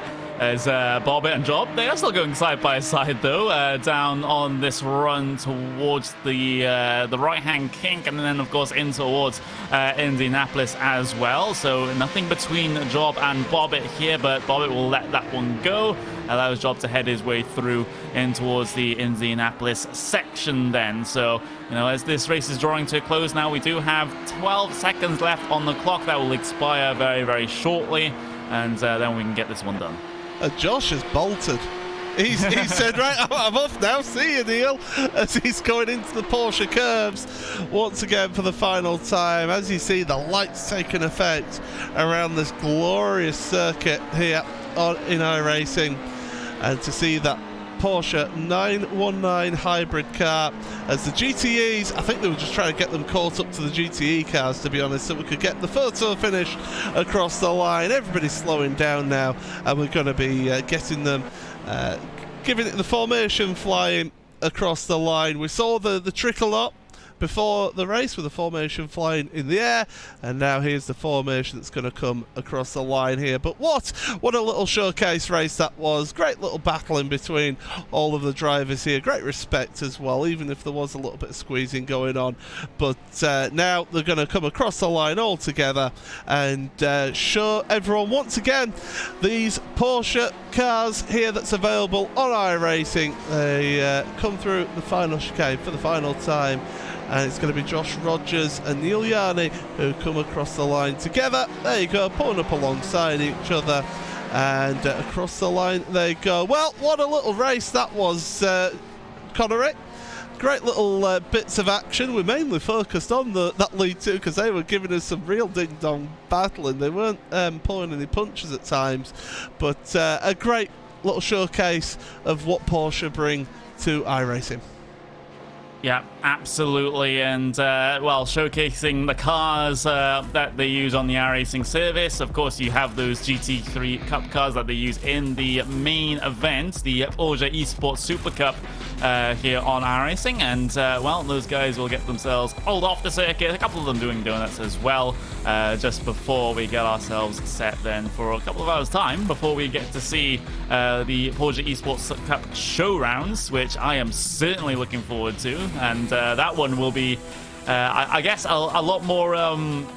What's the phrase I'm going to pick here? It's going to be a lot more interesting. Interesting's always a good word to go for. Competitive, I think, is what the word is I'd use. Official results, by the way, just so anyone is interested, even though they did come across the line together, was Josh Rogers ahead of Neil Yarney, Max Benecke ahead of Marco Juhase, and look at that, Kevin Bobbitt has finished ahead of Sebastian Job, the Director of Marketing for iRacing, beating a World Championship driver, although, Jonathan, I think it's fair to say Sebastian maybe was going a bit easy on Kevin. I think Kevin will take that to his grave, let me tell you that much. That's a brilliant result for the Director of Marketing for iRacing. What a fun event as well for the 24 Minutes of Le Mans, as that was known, a support event to our non-championship round for the 2019 Porsche Esports Super Cup. And you know what? I always knew Porsche was involved in iRacing, Paul, and I knew that they did so much for the World Championship this year and everything. But until this race, I never really acknowledged it as to how much of an impact they've had on not only Le Mans and the circuit, but just how much they bring to the iRacing service. It's brilliant. Oh, it's absolutely fantastic, and I can only see that grow as well, that partnership between iRacing and Porsche, and it'd be great to see that develop and flourish here between those two partners. And it's certainly been great to be involved all the way through from the embryonic stages, as we have been here on RaceSpot. But this isn't about us. This is about Porsche and about the motor show here at Frankfurt, and certainly these drivers putting on a good little display here in that show race. Yep, this field is currently at the International Motor Show, or IAA Frankfurt as it's known. They are there representing Porsche as representatives of iRacing as well, you could say. But Connery, this is our event format for the day. Now, of course, if you want to join iRacing, and for more information, visit iRacing.com, and you can get in on all the action that you just saw. But the 24 minutes of Le Mans is over. I've never seen such a quick race at Le Mans before. And now we head to free practice 2 in around about 2 hours and 15 minutes time. And that is going to kick off racing action for us today for the Porsche Esports Super Cup. Of course, qualifying will be the prequel, but of course we'll have all our talent on offer, and 6 of them racing live at Frankfurt. Yeah, absolutely. So if you want a main event for the entire day of racing here today, then that is definitely going to be it. Just a couple of hours time before we get that one going. So if you want to, have a bit of lunch, go to have a shower maybe, or any other things that you want to do, then you'll be free to do so. And but make sure you do come back to watch that, because that's going to be awesome. Yeah, we'll have a countdown going as well, whether you're joining us on YouTube or any other associated platforms where this broadcast is taking place on RaceSpotTV and the iRacing Esports Network. All the action will be coming shortly, of course. We are your broadcast team of myself, Jonathan Simon, hosting today's event with your official series commentators of Paul Smith and Connery Maddock calling all the action. Hugo Luis behind the scenes in production. We'll see you in a couple of hours' time for our non-championship round of the 2019 Porsche Esports Super Cup special event from the International Motor Show in Frankfurt, Germany. See you soon.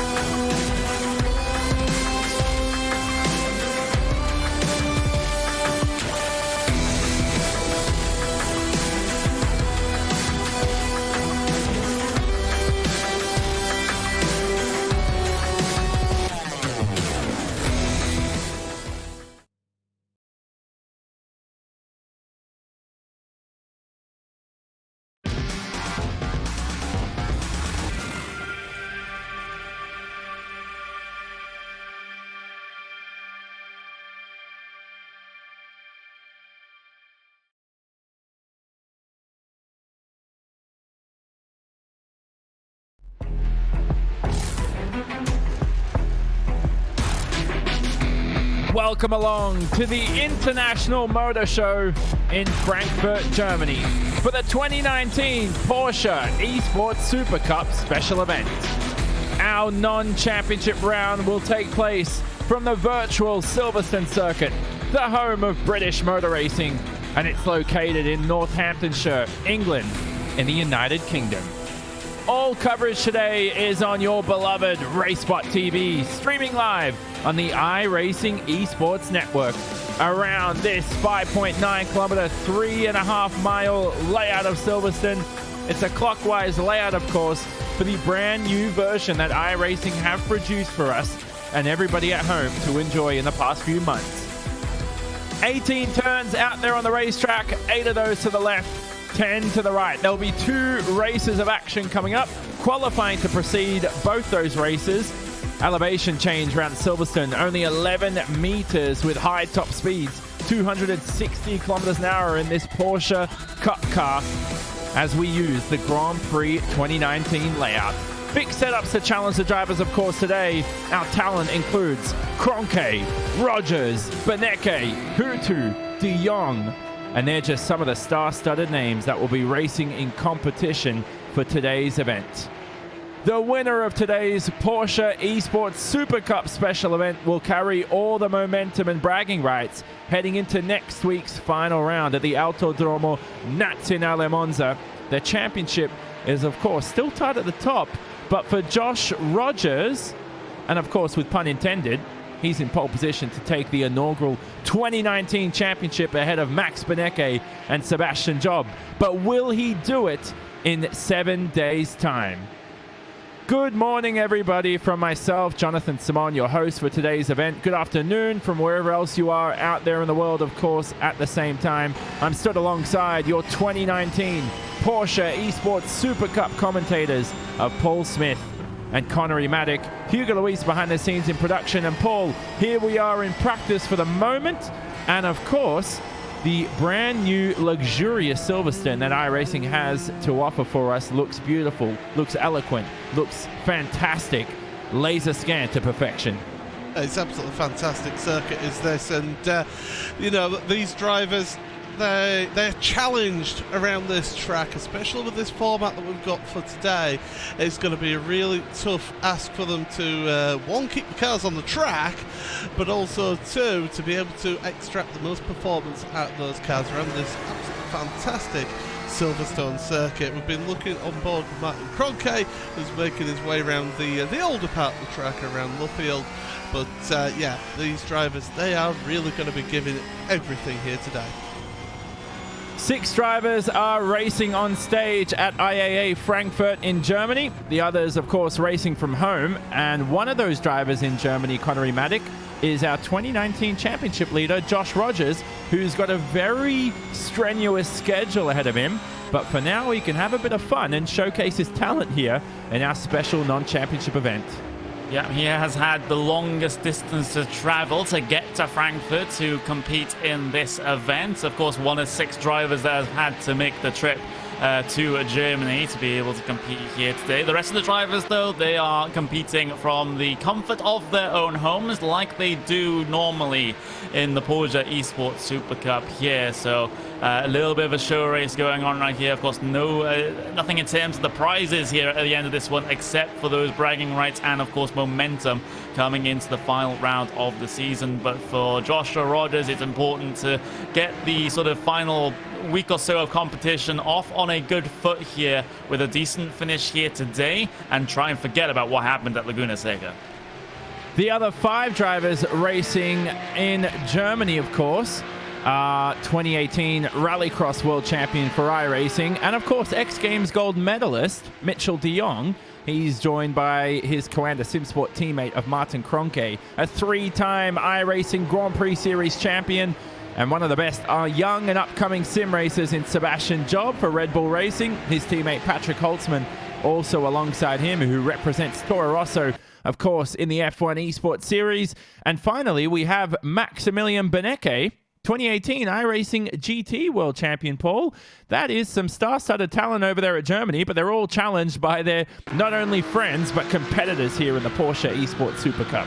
Yeah, absolutely. They've got unfamiliar equipment to them.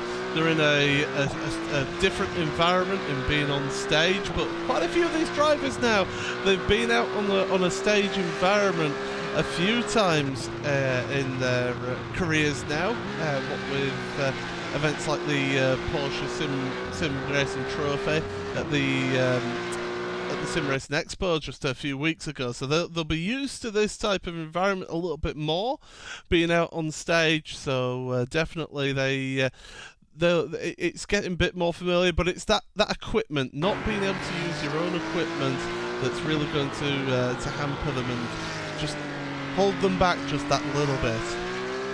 So under 10 minutes left here in practice, our second of 2 practice sessions here today.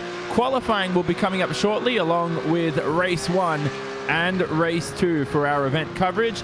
10 laps each in length and nature for both those events. They'll both take place from our lovely Silverstone circuit. So we'll leave you to it with your commentary team of Connery Maddock and Paul Smith.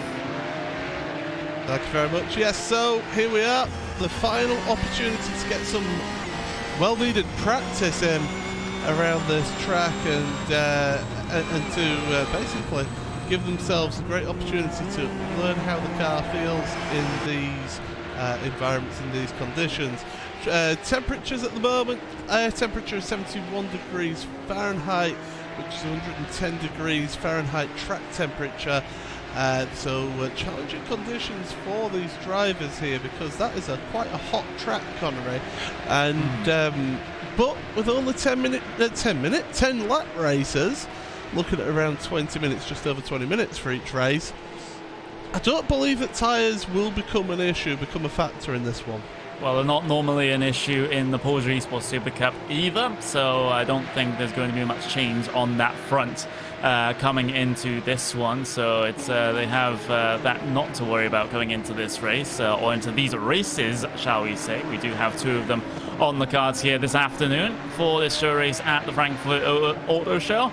As we have up on screen for you now, we have Sanchez and Jared Filsell following each other pretty tightly out there on circuit right now. Jared Filsell currently second place in the practice session right now, so he's having a good run of form, at least in terms of trying to set the pace here on this fixed setup. Remember, you know, in the Porsche Esports Super Cup, we have open setups, so the drivers are allowed to tinker around with the car however which way they want to, but in this event everyone has identical machinery, so that means that the setup might fall into one driver's driving style more than another.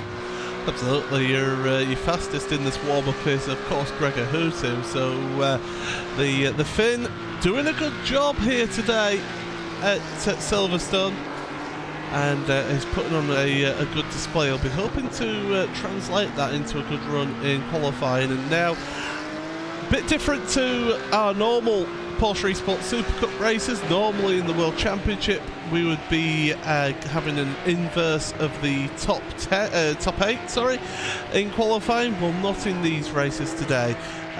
These races, the qualifying will decide the grid for race 1, and the results from race 1 will decide the grid for race 2, and the winner of race 2 takes away, get this, $1,500. It's not bad going, that, is it, for an afternoon's work there, Connery? I mean, I did say earlier that there was no prize but for bragging rights, but $1,500 is still nothing to sniff at when it comes to the end of this event. So that is what the driver is going to be racing for here today. We're riding on board here with Patrick Holtzman as part of a Red Bull Racing Esports team. He had a word is tumultuous Laguna Seca race just a week ago, looking to recover from that one here at this one in Frankfurt.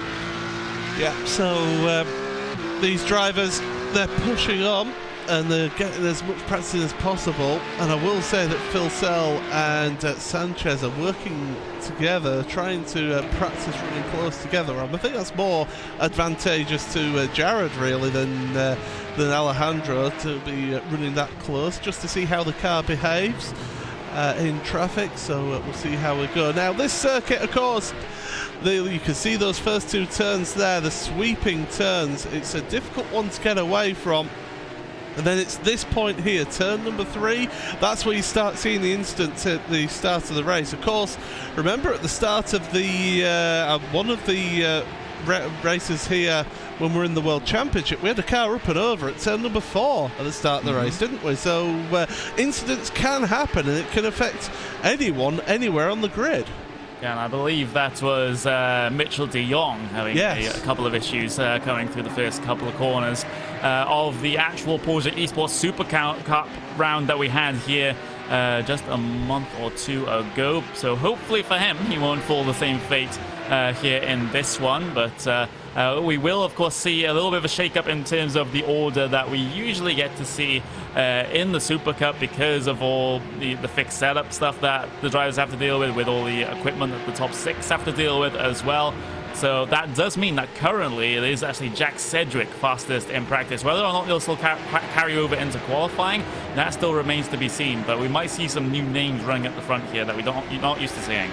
Yeah, absolutely. So great to see Marti Piatella on the left-hand side of the screen. Just switched over to Gregor Hutu on the left, as we see Jared and Alejandro Sanchez on the right-hand side of the screen. So we're gonna be able to see quite a lot, as in fact Jack Sedgwick as well is on the left-hand side. He's currently your fastest driver in this warm-up session, but time is running out for this session. Of course, this does not count towards qualifying. This is just to make sure these drivers are used to the conditions and how the car feels, and well, they're unable to make any tweaks to the setup. They will be able to change the brake bias. That's one crucial thing that they can do with this setup, Connery. So they will be able to tweak that to their liking, but that and maybe tyre pressures, that's about it, really. Yeah, absolutely. 43 degrees Celsius on the track right now, so it's really tough conditions for these drivers to work with here. The grip isn't exactly going to be there for the majority of your drivers, and of course they can't do anything to mitigate that in terms of the setup because it is a fix-up event. So this one for a couple of drivers is going to be a struggle. Once we get that race underway and they start working those tires very, very hard, we might end up seeing the tires just have a little bit of an overheating moment, I suppose, in the race. Well, these drivers, they're pretty much up to speed.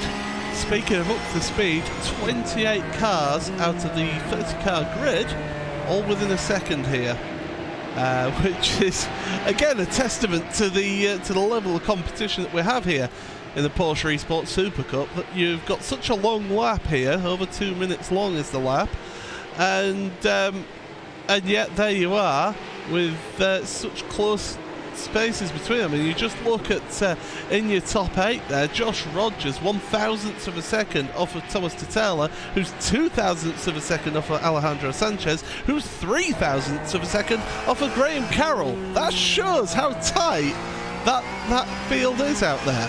The top 27 times in practice are all within a second here. So, you know, it's the close margins that we're used to seeing in the Porsche Esports Supercup. We're running on board with your Supercup Championship leader right now. That is the Australian of Joshua Rogers, currently 9th fastest in this practice session here today, and well, he looks to get himself down on towards the pit lane, because these drivers, they cannot take the tow back to pit lane. They have to get back to pit lane under their own power to put some new rubber on that car and put the fuel in as well before we go out for another run in practice. So yeah, that's just what they're having to deal with unless they draw the ire of the stewards.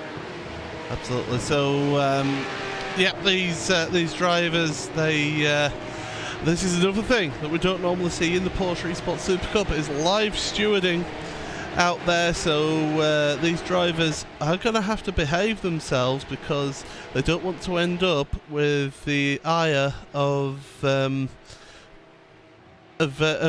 know, getting in trouble with the race stewards, to end up losing the opportunity to get some crucial good form going into that final rounds. But we've just got over a minute left here, Connery, before qualifying starts. So what are these drivers looking for here? What are they trying to get out of this final minute of practice?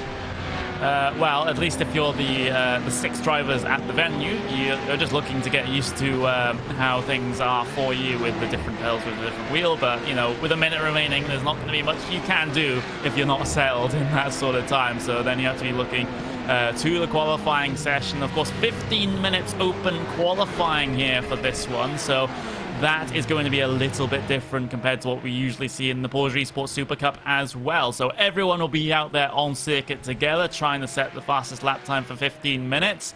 And there's a little bit of an edit to that rule as well. If the driver starts the lap as soon as the checkered flag comes out, that is it. Drivers are not allowed to finish their qualifying laps at the end of the session. That is just something to look out for. Yeah, so we'll see how they get on then in qualifying, but that time is running out now for practice, and we're getting some lovely shots here of Silverstone. Fantastic venue, right in the border of Northamptonshire and Leicestershire, of course, and it's a great venue to attend and see some of the top racing talent compete. And of course, on Grand Prix Day, becomes the busiest airport outside of Heathrow in the UK. So anyway, that is the end of your practice session now, and let's get on into qualifying. 15 minutes then of open qualifying, and the drivers are getting themselves out of pit road and get a lap time in. Whether they choose to take a pit stop partway through to get some fresh tyres, that will be up to the drivers themselves. because you don't want to push these tyres too early, because if you end up ruining your tyres after 2 laps, you have to be down on pit road, and then you're all of a sudden running out of time to get another quick lap time in here, Colin. Yeah, and you know, it's not exactly, you can't exactly just pull over to the side of the racetrack and take the tow back to pit lane either. That is explicitly forbidden in the rules, so you have to do a proper in-lap if you want to bring it down onto the pit lane to get a fresh set of tyres. So these guys right now all on their out-laps, a big old train coming down the Wellington Straight there, and well, let's hope we don't have a repeat of F1 at Monza, let's just say that. Every time I see a qualifying train now, I'm just reminded of that. Yeah, but the thing is, these drivers aren't trying to go as slowly as possible. These drivers are actually going out there and trying to get their the tyres up to temperature and pressure here, and to get to an ideal position.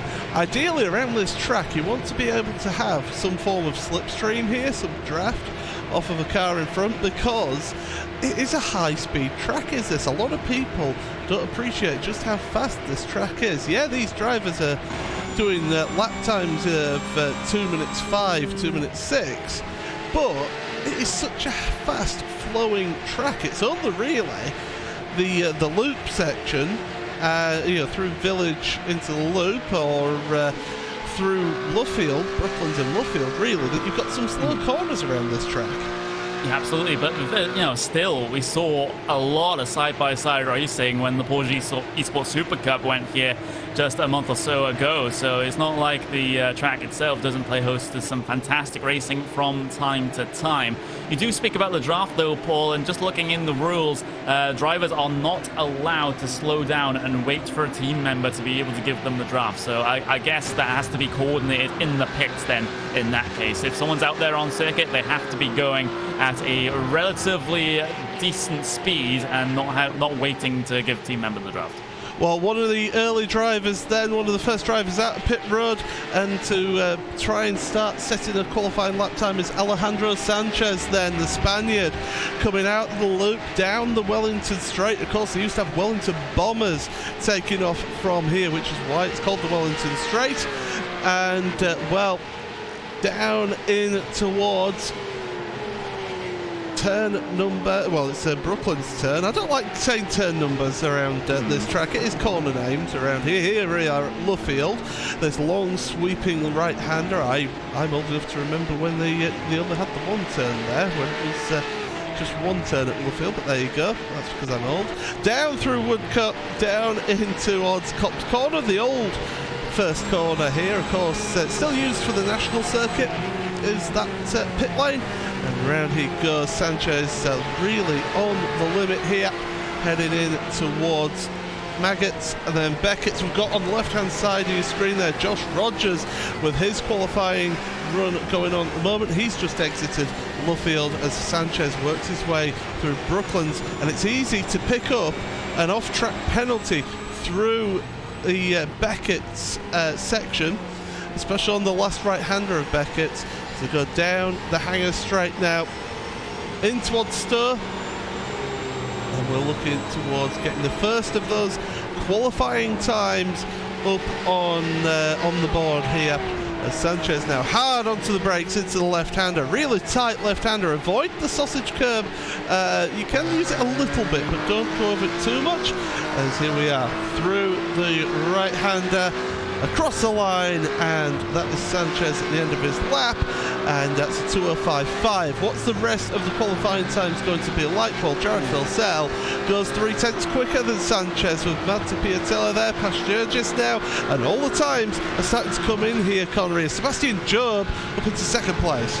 Good, very good lap time, very good banker lap time, getting it inside the first 5 minutes of the session. Kazuki Umashima, though, straight to provisional pole position there, a 2:05.097 there. That's faster than what anyone even did in practice here for this particular session. The Japanese driver absolutely on fire. Tommy Erstgaard as well with a good qualifying time to get himself up into third place provisionally on the grid here for race one, but we still have 10 minutes of qualifying left remaining. That's just the first flurry of laps coming in. Yep, so as the fuel drops down from the car, a little bit less weight on board, should be hopefully improving the lap times. If anybody does want to be coming into the pits, they want to be really doing it on this lap. On the next one, as Antoine Higelard has been off at the loop. He went and took a trip into the kitty litter there, has come back onto the track, not getting in anybody's way, so has carried on. But Gregor Hutu then has come across the line and has not set a lap time. It's 8th fastest there for him. So Kazuki Urashima there, provisionally on pole position after the first lap run. So we said that he's needed to improve his qualifying. That's not a bad start to qualifying, is it? It's not too shabby, is it? Provisional pole position, and not really one that we were expecting there from Kazuki. Jared Filsell there, MP number 2. He's had a good couple of races so far this season as well. He had a mega performance at Watkins Glen. Looking to repeat things here at Silverstone, perhaps in this show race. He has a little bit of the draft, though, coming from Jeremy Bootloop of that VRS Crown and Sim Sports car ahead of him, that Frenchman, giving him the tour around the racing circuit. Phil Sell, a 2:05.314 that last time around. That was about 0.2 of a second slower than his fastest lap time there. As a result, we are actually seeing a lot of cars coming down on towards pit lane to get another run at things with the with the tyres cooled down just a little bit after that flying lap. Yeah, absolutely. This is pretty much what I thought would happen for most drivers. Get onto pit road, get a fresh set of rubber, and you can probably get this lap in. I doubt you're going to get another pit stop in. So really, you're going to get this out lap done and sorted, and get your hot lap in again. Yeah, they're probably going to run out of time here because, of course, we are strictly limited to 15 minutes. You cannot, as you would normally see in some qualifying sessions, you cannot start a qualifying lap with about 2 seconds across the line. Once that time finishes, that's it. Qualifying is over. So it's a little bit of a hybrid system to what we see with solo qualifying, where if the checkered flag comes out, your lap is basically ended at that point. But it's also being applied here to the open qualifying. So taking one thing from each system, I have to say, in that one. But a lot of drivers now coming off the pit lane and getting back out there on circuit, and another out lap that they'll have to do before they get their second flying lap up onto the board. There are drivers out there that have been out there since the start of the session. One of them is Jared Filsell, who's coming on towards this third lap on this particular stint. I have to wonder if he's going to dive that down on towards the pit lane. No, he is staying out, but Bootloop is going to come in. We are riding on board, though, with Sebastian Job as he gets himself through what is going to be Woodcut Corner then, and, eyeing up the turn-in point for Cops Corner. Yeah, so these guys are on their out lap. Jared Filsell goes across the line, does not improve his lap time. And really, I would have thought that he would have come in at the end of that lap to give himself the best opportunity for one more flying lap with fresh rubber on the car. As the rest of the field then, Jared Filsell there, you see second place at the moment, the Australian. And he is going through the loop at the moment, maybe thinking that his tactic is stay out there and just get as many laps in as possible. That might work out for him, and you never know. It might put him in good stead for the race. Thomas Tutela, great qualifying for him so far. The Finnish driver, 7th place for him. As the rest of you, so you top 8, top 10. Look at that, Kazuki Mishima, only 74 thousandths of a second faster than Jared Filsell. Tommy Østgaard in 3rd place. Graham Carroll's going on to pit road. I was wondering why he was running slow, but he's on to pit road. So Tommy Østgaard 3rd, Josh Rogers in 4th place, the first of your drivers that's live at the event in Frankfurt. Then Graham Carroll just onto pit road in 5th, ahead of Sebastian Job. Thomas Tutela and Gregor Hutu, your top 8. So these drivers, they're all pushing, and they're all starting now their second flying lap here in qualifying for the ones that have been on pit road, and we'll see how we get on. Max Benecke there, down towards Cops Corner, on board with him. lovely run. They're so difficult to get it right, and it's so easy to pick up an incident point. And Connery, I don't know if you want to just quickly explain. Anybody new? I've been waiting for about 2 minutes. I'm going to say, if anybody new is watching here, why don't you explain what incident points are? Oh, instant points is our racing system of keeping everyone in check when it comes to driving safely. If you encroach on the track limits, that is a 1 instant point going your way. If you make contact with the wall or lose control of the car, that is 2 instant points. Or if you make contact with another car, heavy contact with another car, that will be 4 instant points. And usually in our racing official sessions, the limit is 17. There's no instant limit in this one here today, but that is because we do have live stewarding, so it can be sorted out in that fashion rather than having to rely on an automated system. Maximilian Benecke, though, coming towards the end of his second flying lap. Then out of club corner, he will go across the line at 2:05.374. Is it good enough to improve? It is good enough to improve, but only just to within that top 10 position. Yeah, top 10 then for Max Benecke. Josh Rogers as well. We've got on the left-hand side of the screen, up and over the curb there for him as they go out of the final corner. And, well, it will not be an improvement for him as he goes across the line at 2:05.8 for Josh Rogers. Gregor Hutu out there at the moment. He was 8th. He's just dropped down to 9th because Kevin Ellis Jr. has beaten him by 1,000th of a second there into 8th place. So Gregor Hutu is now dropped down to 10th place because we've got more. Jamie Fluke, look at that, into 3rd place now. So the qualifying times are starting to drop here. This is the point where we're going to see these lap times really come down now, Connery, with these new fresh tyres. There is, well, we've got about 2 minutes and 40 seconds left remaining on the clock. So when that gets down to around about 2 minutes and 5 seconds, if you're just coming across the line then, you might just be able to squeak another lap in. But if you're not, then that is pretty much you done for the qualifying session. So keep a good eye on the drivers that might just be on the bubble in that one. There's Gregor Hutu, though. The old boy is back, it seems, up into P2 here in qualifying. Fantastic effort from the Team Redline Finnish driver there, getting himself a very, very quick lap time indeed. Still that lap time from Umashima holding very, very strong. That was his first lap, his first flying lap here, and it still is the one to beat here later on in the session. 2 minutes left remaining in this one, Paul, and it's still all to play for in qualifying. Absolutely. Graham Carroll will be on to a flying lap right now. He's on his, I believe he's on his first flying lap out of pit road, so he's down in 7th place at the moment for the Scotsman. But yeah, Gregor Hutu, great lap time from the Finnish driver, and we'll see who else is going to be coming across the line.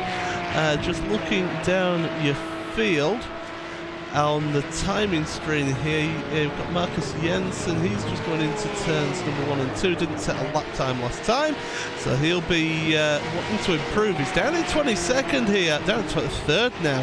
As other ones are Jeremy Bootloop. Look at that lap time from Bootloop there, up into provisional pole position by 7,000ths of a second. Oh, that's brilliant there from the Frenchman from Coanda as he gets himself provisional pole. 58 seconds left remaining in the session. Is anyone there to reply? Umashima across the line. He can't improve on his lap time. Mitchell de Jong can't get anywhere close either. Østgaard not improving on his time either. Big flurry of lap times coming through. Kroenke can't get anywhere near pole position either. We have Graham Carroll yet to come across the line, and he sets a 2:05.7. That's not going to be good enough to challenge Jeremy Bootloop at this stage. Dion Verges across the line, not good enough either. I'm running out of drivers that might just be able to pip him to the post. Rogers is out there, but he's only coming down in towards Copse Corner. He's not going to get back to the line in time. So with 15 seconds remaining, it is Bootloop pole position. Absolutely. What a time there. A 2:05.091 for Jeremy Bootloop. It beats Kazuki Umashima, who had been the man who had put the time in. But yep, that's the end of qualifying then. So let us take you through your 30-car grid here for the first 10-lap race of this Porsche Esports Super Cup special event. And it is Jeremy Bootloop on pole position ahead of Kazuki Mishima. As I say, 7 thousandths of a second between the two of them. Gregor Hutu and Jared Purcell, row number 2. Then on row number 3, Jamie Fluke and Joshua Rogers with Tommy Erstgaard and Graham Carroll. Next row number 5, Sebastian Job with Thomas Tatella. Round out the top 10. Kevin Ellis Jr. and David Williams are next with Ricardo Castroledo and Max Benecke. Jack Sedgwick and Alejandro Sanchez. He'll be a little bit disappointed with that one. With Martin Kroenke, Pas Jurgis, Martin Piatella, Ilka Harpala round out your top 20. Then Alexander Voss, Yao Vaz, Mitchell de Jong, Marcus Jensen, Sebastian Dunkel, Antoine Hirschland, Patrick Holtzman, Dion Vergers, Niels Koch and Alexander Thebe. And we've just got 3 more drivers to come onto the grid here for the start of this race. So we're going to be just waiting patiently for them to line up here. And then we'll be all set for the start of this one. Jeremy Bootloop, one of those drivers to come onto the grid. There he is. So here we go then. We're all set, just 2 more drivers to come on, and they will be all looking at the they'll all be looking at that starting gantry. You look at the back of the grid. Yeah, you look at the back of the grid, how they're on the turn there at the final corner of Club Corner. So really big field here for you in this Porsche Esports Super Cup special event from the Frankfurt IAA Motor Show. Now the revs rise. Get all set for the start.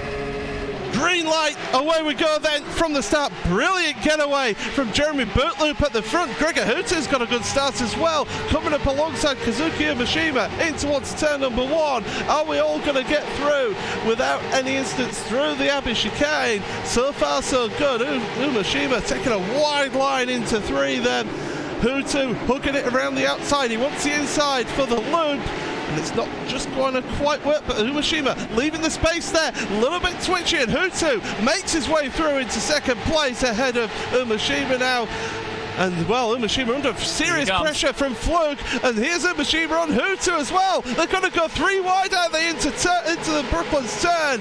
But Umashima down the inside of Hutu. Will he get the move done? If Hutu holds it out around the outside, he'll get the inside, but he won't. So Umashima back up into second place ahead of Gregor Hutu. Jamie Fluke right behind them with Jared Purcell, the Australian there, rounded out at your top 5. So great start, but look who's got the breakaway at the front. It's Jeremy Bootloop with Sebastian Job looking to make a move into Copse Corner. Not going to happen between him and Joshua Rogers. It's a brilliant start from the Frenchman of Bootloop at the front of the field. He has a 1.4 second advantage in this one already over the rest of the field here in this first race of 2 at the Silverstone circuit. And well, he's gonna have a very good time about this one, because a gap like that coming towards the end of the first lap, that is a dream for a pole position sitter, especially in a series like this one where everyone is so similar on pace and everyone's still stacked together as they are for all of the other positions on circuit except for P number 1. You can see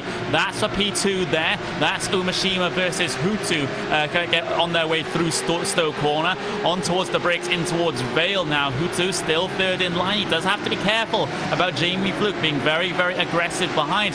Fluke trying to ride on that back bumper coming through Club Corner. He won't get the run out of the corner though to be able to challenge down in towards turn 1. But this is the first lap complete. On to the second one now. Here comes a move perhaps for Fluke. No, that was Hutu being very tentative on the brakes into turn 1. They're stacking up the field behind him a little bit. Will there be bigger moves in towards turn 3? It's a big wide inviting corner, but no one's going to go for it just yet. There is in the backfield though David Williams is trying to file his way through on Kevin Ellis Jr. Jr. There's the MSI Esports car of Sanchez also involved in this one. That's going to be the NX car of Sedgwick having to defend as well. So it's all a bit confusing here in the backfield. Yeah, Sanchez and Piatella battling it out then with Martin Kroenke involved in this one here further down your order. On the first lap we had a couple of drivers, Ricardo Castroleda and Alexander Voss, with slowdown penalties, and Piatella has dropped back there, so he must have had a slowdown penalty as well. That's what you get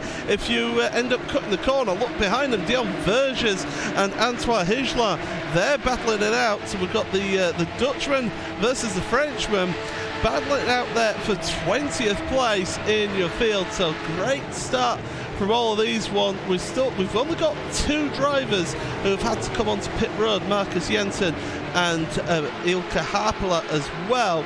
So pretty much a clean start for this race. The gap at the front though, just to mention, whilst we keep on looking at this battle further down your field, it is that that gap is staying at about 1.4 seconds between your leader and second place, and that is crucial because that means that the draft has been broken. Kazuki is not getting the advantage of having a slipstream there, but Gregor Hutu is putting the pressure on Kazuki, and here he comes down the inside of Kazuki. Kazuki's going to the defensive inside. Hutu though, hold it down the inside for the next corner, and he should get the position here. Oh, it's still side by side at the exit of Club, and Umashima carrying the speed out the corner. Here comes Fluke, here comes Hutu, here comes the rest of the pack then. Phil Sell involved in this one as well. Round the outside, Jamie Fluke, is he going to make this stick? Going in towards turn number 3, onto the brakes hard for the right-hander. Keep it on the outside to get the inside, but no, he's always just a slight overlap there, almost contact between him and Hutu. Now Phil Sell's coming under pressure from Joshua Rogers, the 2 Australians battling it out on track. This is fantastic. Rogers gaining positions hand over fist here, showing his racecraft to move through the field, and all of a sudden this race is starting to pick up here. Oh, I don't know if anyone noticed it, but there was a big old block from Hutu in towards turn 4 that time, just completely stalling out the line from Jamie Fluke behind to try and find his way through. You see it maybe up on screen for you now as Jamie Fluke, he tries to file his way through on Hutu around the outside here, but Hutu is able to get the advantage into the next couple of corners and just parks it on the entry to one of the left-handers. We'll see it up on the screen for you now. You see Hutu down the inside there, able to just get himself ahead, and then there's that move there, really to block and cause a huge amount of trouble there to Fluke on the inside. Absolutely fantastic racing from these drivers then as they head on through into Beckett's once again. Kazuki Umashima at the front of this field, and then Hutu, it's Fluke, Rogers, Phil Sell, Östgaard, Job, Carroll, Ellis Jr., Tatala, Williams and Beneke switching positions. In fact, Williams is dropping down. He's got a slow down penalty. We've got defensive driving going on from Carroll on the 98 Carroll, Kevin Ellis Jr. The 2 Scotsmen are battling it out as they go through that turn. We've got a slow running Tommy Erskard as well, who must have picked up a slow down penalty. So this shows how easy it is to make little mistakes that cost you positions, cost you track positions, and this is costing them dearly. So top 8 is Bootloop, 2.8 seconds ahead of Umashima, then Hutu, Fluke, Rogers, Phil Sell, Job and Ellis Jr. as quick as that between them. Little gap actually pulling out between the 7th place Job and 6th place Phil Sell. So that front gaggle now just starting to make that breakaway here. Yep, they are trying to split away from the rest of the pack, but the pack is still like a bunch of angry piranhas behind as they try to find lines through these corners, and in multiple instances are side by side, like we saw just a couple of moments ago coming down the Hangar Straight for what would have been the 3rd time in the event. But on to lap number 4 now, the Wellington Straight. That's where we're right on board with the driver of Sebastian Job right now, at least briefly, as he tries to defend from the other British driver of Kevin Ellis Jr. that's currently trying to lock onto the back of him coming up through left field, but still needs a couple more inroads to be gained here for the Scotsman if he's going to be able to challenge. We look further back because there's Maximilian Beneke.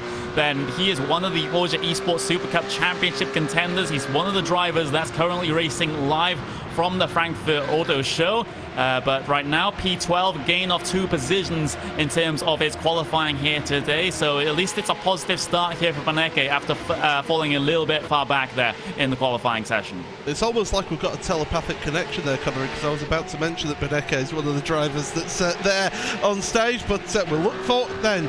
Kazuki Umeshima, and he's under pressure from Gregor Hutu then. The Japanese driver versus Finnish driver of Hutu. Down towards Stowe Corner once again, and at the moment just staying as they are. Look at how close that Porsche gets to the car in front that we're riding on board with Umeshima. Going to just make a little half move, just try and get into the mirrors of the driver in front. Use the try and play the little mental games here in this race as they're coming through Club Corner once again. End of the lap across the line then. The gap is 0.2 of a second, but you don't need to see the timing screen to see that. You can see it on the screen. That's how cool. Look at that snake of Porsche 911 GT3 Cup cars going through turn number 1. It's absolutely fantastic to see, and this is what we see week in, week out with this championship. And to think this is just it's only an exhibition race, but these drivers will be taking this deadly seriously. Yeah, absolutely, and I am impressed with how clean everything has seemed to be for the first half of this race. We've seen no major incidents before the drivers here today. Just a couple of spins here and there, but it seems like everything else has been plain sailing as far as the racecraft is concerned. We haven't had to get the race stewards involved in any form so far in this event, which is good to see. I'd rather the stewards not have a lot to do than them having a mountain of paperwork to be able to have to churn through. But right now, coming up onto the old start-finish straight here in towards Copse Corner for the 5th time for these cars. There's the battle for P2 and 3 as it was. We're on board with Kroenke, though, a little bit further back through the field as he tries to work his way through. Again, another driver that's there at the Frankfurt Auto Show. Not really having the best time of things, it has to be said here, Paul. Yeah, he's down there in the mid-pack there, down in 16th place. Let's look forward. Another one of those drivers, Joshua Rogers then. 5th place in the race. He's right on the bumper of Jamie Fluke. Fluke, though, he's looking ahead as well. Phil Sell is behind Rogers, trying to get in the mirrors of Rogers. So the 2 Australians trying to get past the Northern Irishman in Jamie Fluke. A little bit wide through Stowe is Jamie Fluke. He's having to go defensive then into Club. First the left and then the right. Rogers, if he hangs it out around the outside, he's got the inside for Club. That sometimes is a better move, but if you could squeeze them on the second apex there, you could get the better run if you're the outside car. That's what's happened with Fluke, and here comes Phil Sell then, trying to take advantage of that little move that Rogers was making. Not able to go around the outside of turn number 1 though, so this battle is ongoing here. Fluke going defensive. He's losing ground on 2nd and 3rd place now is Fluke. With this defensive driving, he's dropped back about 0.2 of a second on this lap alone, so really it's costing these drives to battle so much here. But with over half the race gone now, so on lap 6, these drivers are starting to think we need to progress forward here.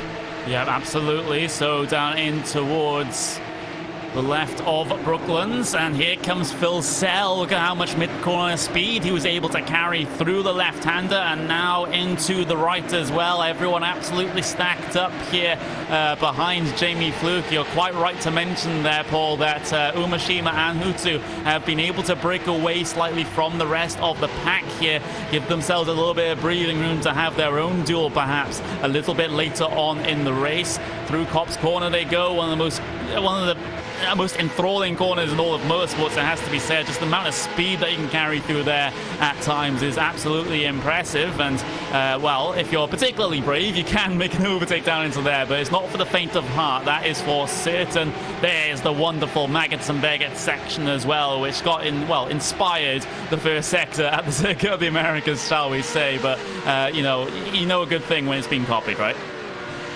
Tell you what, these guys are catching back up to Hutu and Umeshima, so they've got a better run through Beckett. and Chapel down the hangar straight, and they've got back onto the tail of Umeshima and Sanchez. A bit of a moment for Sanchez then down at Stur corner. We'll get a replay of this. So this is going down the hangar straight in towards Stur, and he was battling away, trying to make the move on Sedgwick. Down the inside, and just now, did he just lock up the rears, or was he maybe assisted? That's a difficult one from that one view, but yeah, that means that Sanchez drops down to 18th place at the moment.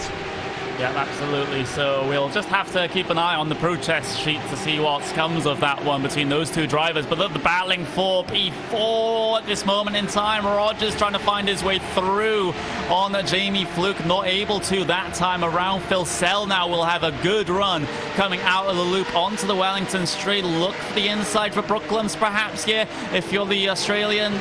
No, not just yet, but here comes Sebastian Job, but he's going to take the initiative down the inside of Brooklands. Has to complete it around the outside at Luffield Corner, though. Big wide line being taken. He can cut back and get the exit speed off the corner. And Phil Sell, while he's still in the best position of the two of them, coming through Woodcut Corner. And Job, is he just able to keep a nose in there? I don't think so, but here comes the dive then for Cops Corner. Surely not. He'll have to stay behind right now, but that's Red Bull Racing Esports car, well, has lost ground on the rest of the pack here as Rogers and Fluke now try to break away on their own. Sebastian Job, of course, double race winner here in the championship round of the Porsche Esports Super Cup. Both the sprint and feature race winner around here, so he knows what it's like to be at the front. But right now, he's there in 7th place, trying to put the pressure on. He started this race in 9th.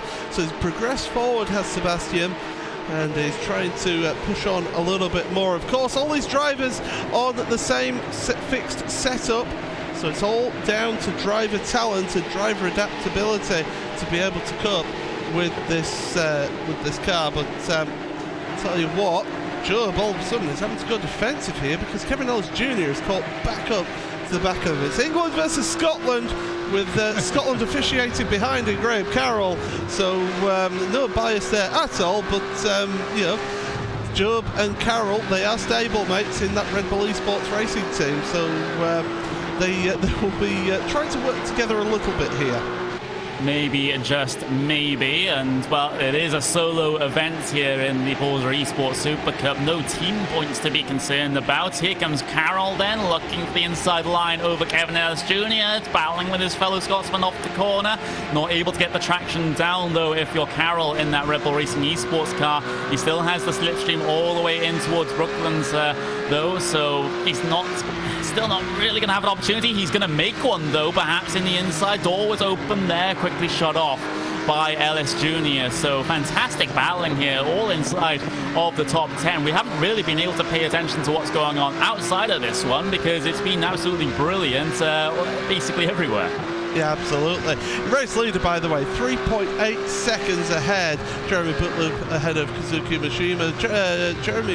Gregor Hutu, sorry, in 3rd place. Is right still on the tail of Umeshima, but he's got that queue of Fluke, Rogers, Phil Sell. Then a little gap back to Job, who's then got Ellis Jr. and Carroll with Tatella, Østgaard as well together. So big queue of traffic there. And it goes pretty much from 2nd place back, but Umeshima giving a fantastic showing here to keep the 2nd place, because it's not easy to stay out at the front. And we mentioned it earlier on how maybe his qualifying needed to improve. Well, you can't get a lot better. I mean, you can get better, but not a lot better than 2nd place. As Fluke going defensive here. He ran a little bit wide through Stur. Rogers is having to take a wide line. Meanwhile, Hutu's attacking as well. Oh, Rogers. You've got a bit of moving there. Rogers want to move to the outside, then to the inside. Can he get the job done here around the inside? Yes, he does. Ahead of Jamie Fluke. So Joshua Rogers now up into 4th place in this race. And now he's looking forward, eyes forward, forward on Hutu and Umashima, but what a move then from Josh. Absolutely stunning coming into the Vale chicane for the 8th time in this event. Jamie Fluke, he's going to look to reply, perhaps a big fan out, 3 wide though, in towards turn 3. That's Graham Carroll. He's been tagged around and directly into the path of David Williams. He goes on his side, completely and utterly helpless. Yeah, that is unbelievable. Fluke's around as well. Oh, Jamie, what has happened to you here? He's gone down the order. We'll have to have a look on a replay then. And it is Jamie Fluke we will look at then. He tried to get a move. Oh, and he gets tagged from behind from his teammate, his compatriot at Apex Racing Team. Totally unintentional, I must say, but Phil Sell gets into the back of Fluke, and that sends him around to Fluke, down to 17th, battling with Martin Kroenke now, with Niels Koch right in front of him. So, yeah, not the most ideal time for Jamie Fluke. Lost 1 place to a brilliant move from Rogers, and then gets tagged by Phil Sell. Yeah, absolutely. So things start to change a little bit, perhaps, inside of that top 10, thanks to the instance that we have just had. It was a pretty clean race all the way up until that point, and now the stewards have a lot of busy work to do to figure out how to resolve that one after the race, since we are within 3 laps before the end of the race here. So now any other penalties will have to apply after the race instead of during. That's how it is. That is how it is ruled in the rule book here for this particular event. A wide line for Kevin Ellis Jr. though. Sebastian Job might have had half an opportunity there to slot his way through. We have Thomas Tattler as well, the Finnish driver, joining Altus Esports here in recent times, looking to make an impact here for his new team. But a top 10 finish, still very much competent for Tattler. He's going to be 8th as they head their way across the line. The final lap is underway here. Boot Loop leads by 4.5 seconds over the Japanese driver of Kazuki Umashima, but the battle for P2 is still very much a big question mark, especially when you have Rogers around the back of it. Yeah, absolutely. So Rogers trying to get into 3rd place for this one, down into the loop, the left-hander once again. Getting on the power, not able to get the run out of the loop, down the Wellington Straight here, should I say.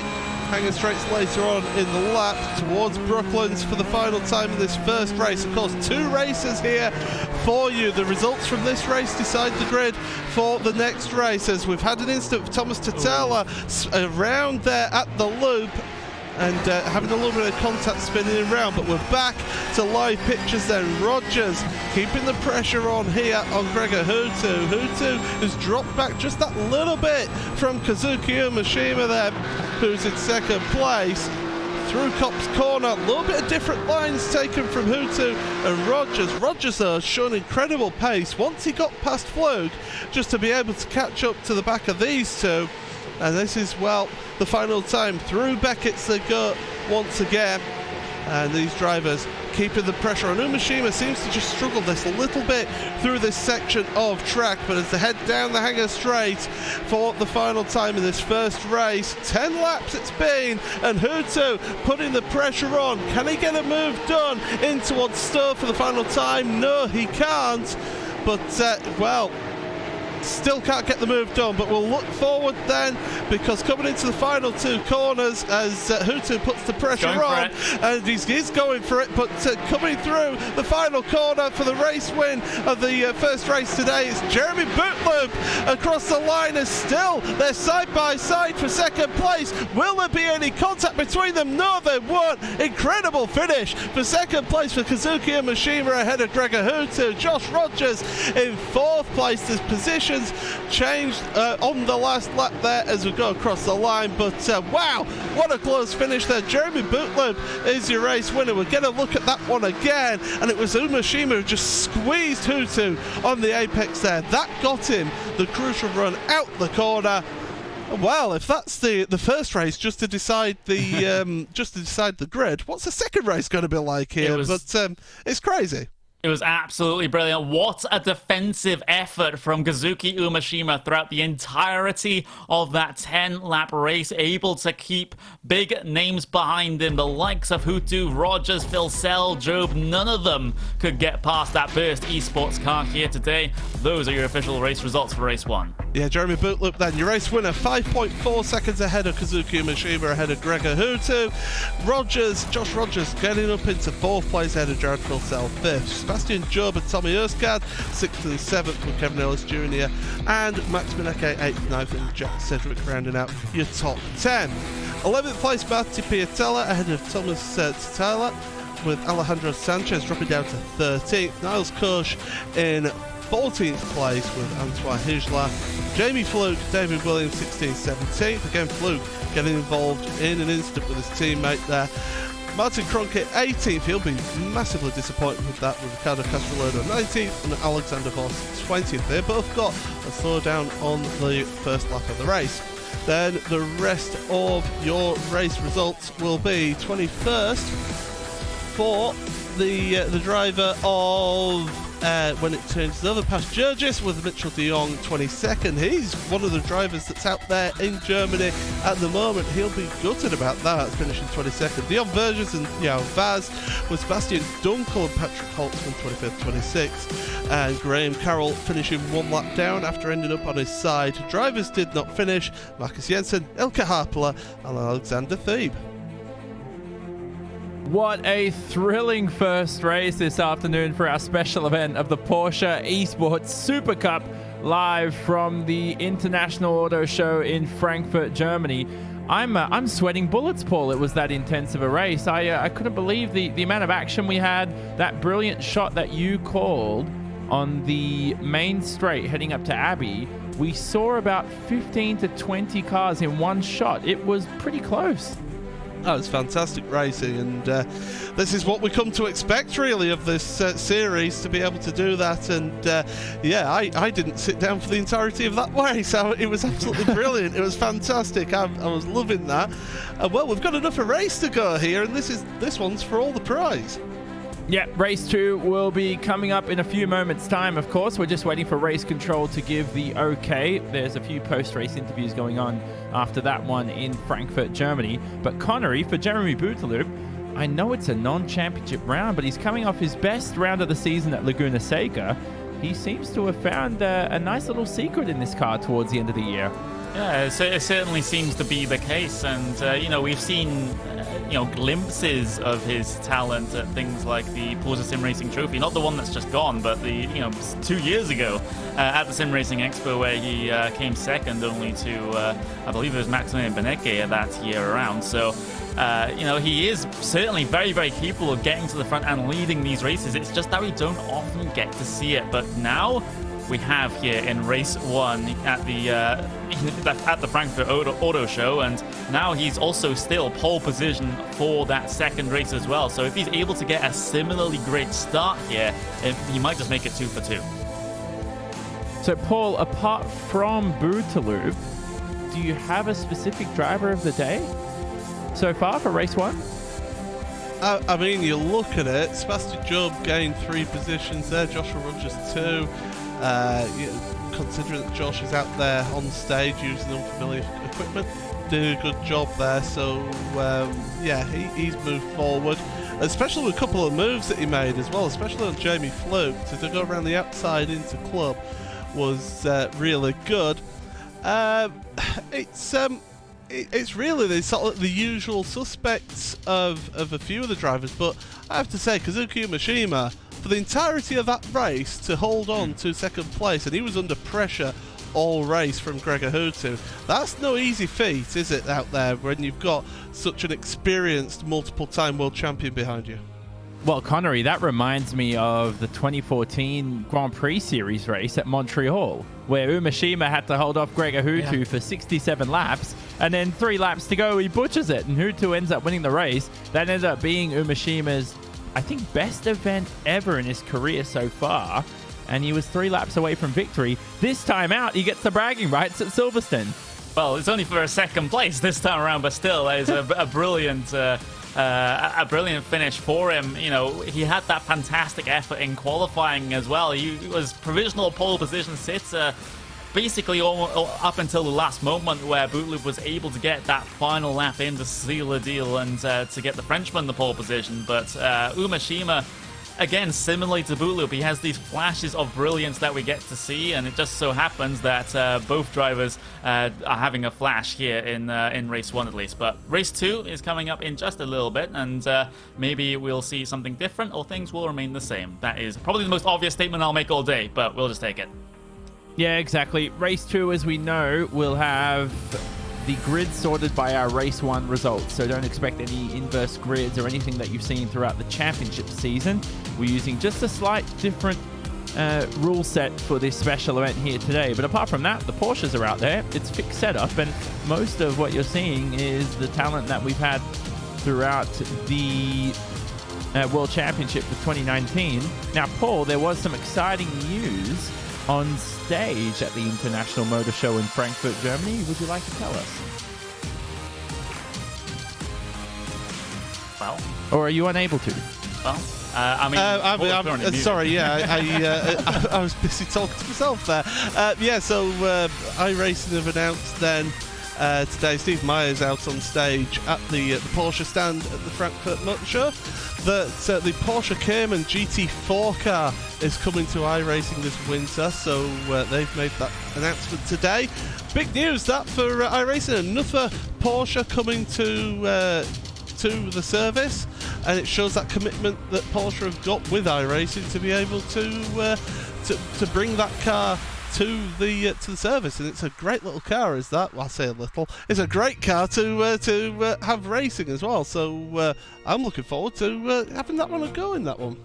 Yeah, I went for a buffet lunch the other day, Connery, and by the way, I came off very, very full. But whilst I walked to the buffet lunch, I saw a brilliant Porsche Cayman, but the Porsche Cayman that I saw was not the GT4 version, and the one I saw in person, I thought, man, I will love to buy one of these sometime soon. It looks brilliant. Yeah, I mean, if you ask me, most of the Porsches look absolutely beautiful, but that is, I have to say that. I'm on a Porsche-sponsored broadcast, of course, but there we go. But people have been asking for a GT4 or GT4 equivalent machine on iRacing for the longest time, and finally, we will get to see one in the form of the Cayman GT4 car. I'm super excited to see how that one turns out, because it's not just the fastest of GT cars here on iRacing, or the fastest of prototypes, or fastest of open wheel cars. What iRacing was basically built on is you having to climb the ladder basically from the rookie series in your Mazda MX-5s or whatever, then get yourself into something a little bit faster and a little bit faster as you climb those license levels. And I think the GT4 car would probably be a good fit just in sort of the Class D, Class C series on the road licenses and iRacing, just as a stepping stone to get you up into the GT3 Cup car, and of course into the GTE machine as well.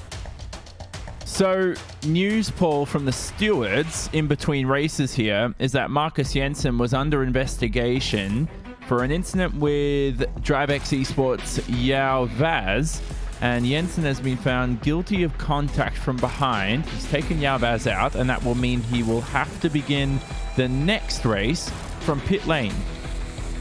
Yeah, and that's pretty much the end of his chance of getting a chance at the prize at the end of this championship, this little mini championship that we're having here for this event. The Norwegian driver will not be happy about that, but we've got these live stewards at the venue. They're making these decisions, and they've deemed that it was Marcus at fault. There's been a couple of warnings as well passed out, one of them for track limits to Jack Sedgwick as well. So they are keeping an eye on track limits there as well. Yeah, exactly. So it's good to see that Race Control is still taking this event a little bit more seriously. But Connery, the other incidents, there's one incident I haven't seen investigated yet. I think the stewards might still be looking at it, is when Graham Carroll ended up on his side and stuck there. Quite a hilarious incident to see. Not so much for Red Bull's Graham Carroll, but the Scot will be pretty much lamenting his race, and if he does take part in race 2 here, he'll have to start no greater, I'd assume, than the 27th position, unless anyone else is found guilty by the stewards for preceding incidents. Yeah, I'm not exactly spawning it right now, at least on the protest sheet. But yeah, it'll be interesting to see what comes of that one. But Graham Carroll, he's still, you know, he came home P27 in the first race. Well, eventually came home P27 as soon as he got that car back on all four wheels, I have to say. But that's where he'll be starting for this next race. So if you want to see someone try to work their way all the way back up through the field inside of 10 laps, then Carroll is definitely one of the drivers to look at. And this is the incident on screen here, as we can see. And this is where Graham Carroll ended up. It's not so funny for Graham, but that's quite a hefty incident, it has to be said. It was low speeds, but it was quite a clumsy one. And there was no way through for the drivers behind who collected him. But the Scottish driver there of Carroll is, I mean, what can you do there, Paul, in that situation? It's a very difficult situation for him. You could maybe hit the brakes. He's hit the throttle initially, and that's, I think, what's just pitched him in front of the 81 there. But yeah, it's just if you look from David Williams' point of view here, you see he maybe has the car just obscured from his vision a little bit. We've got a top of the roof there for that view, but certainly it would have been a little bit unsighted for him. Antoine Hijlin as well, who came through, was looking, and you see that car on its side there, able to get through. But yeah, definitely a tricky incident there, and I think possibly Connor is maybe seeing that it was no further action. So I think that's about the right decision there, really, for that one. As Fluke, we're going to look at that Fluke incident, and it was just that concertina effect, wasn't it, going into each other that lifted up the rear end of the car, and as soon as that happens, it's always going to turn. And a few more things. Patrick Holtzman as well. He's been sent to the pit lane for a pit lane start next race. So I can't remember what incident that was for, guys. Was that for... Do you remember? Was that early on in the race? It might have been. What number is number 27? Holtzman's 27. 27. Yeah, so I'm just having a look to see exactly what this one was for. I'm not finding it on the protest sheet, but it may have been, we're hearing word, it may have been of an incident with Dion Burgess. Yeah. So it feels like, yeah, we feel like that was on lap 1 of the event. So it definitely was early in the race. So unfortunate for Holtzman, who we know, Connery, is one of the drivers racing over at the International Auto Show in Frankfurt, and is probably going to be having to keep his cool in person there, because he's not going to be at home where he can hide himself under a virtual helmet.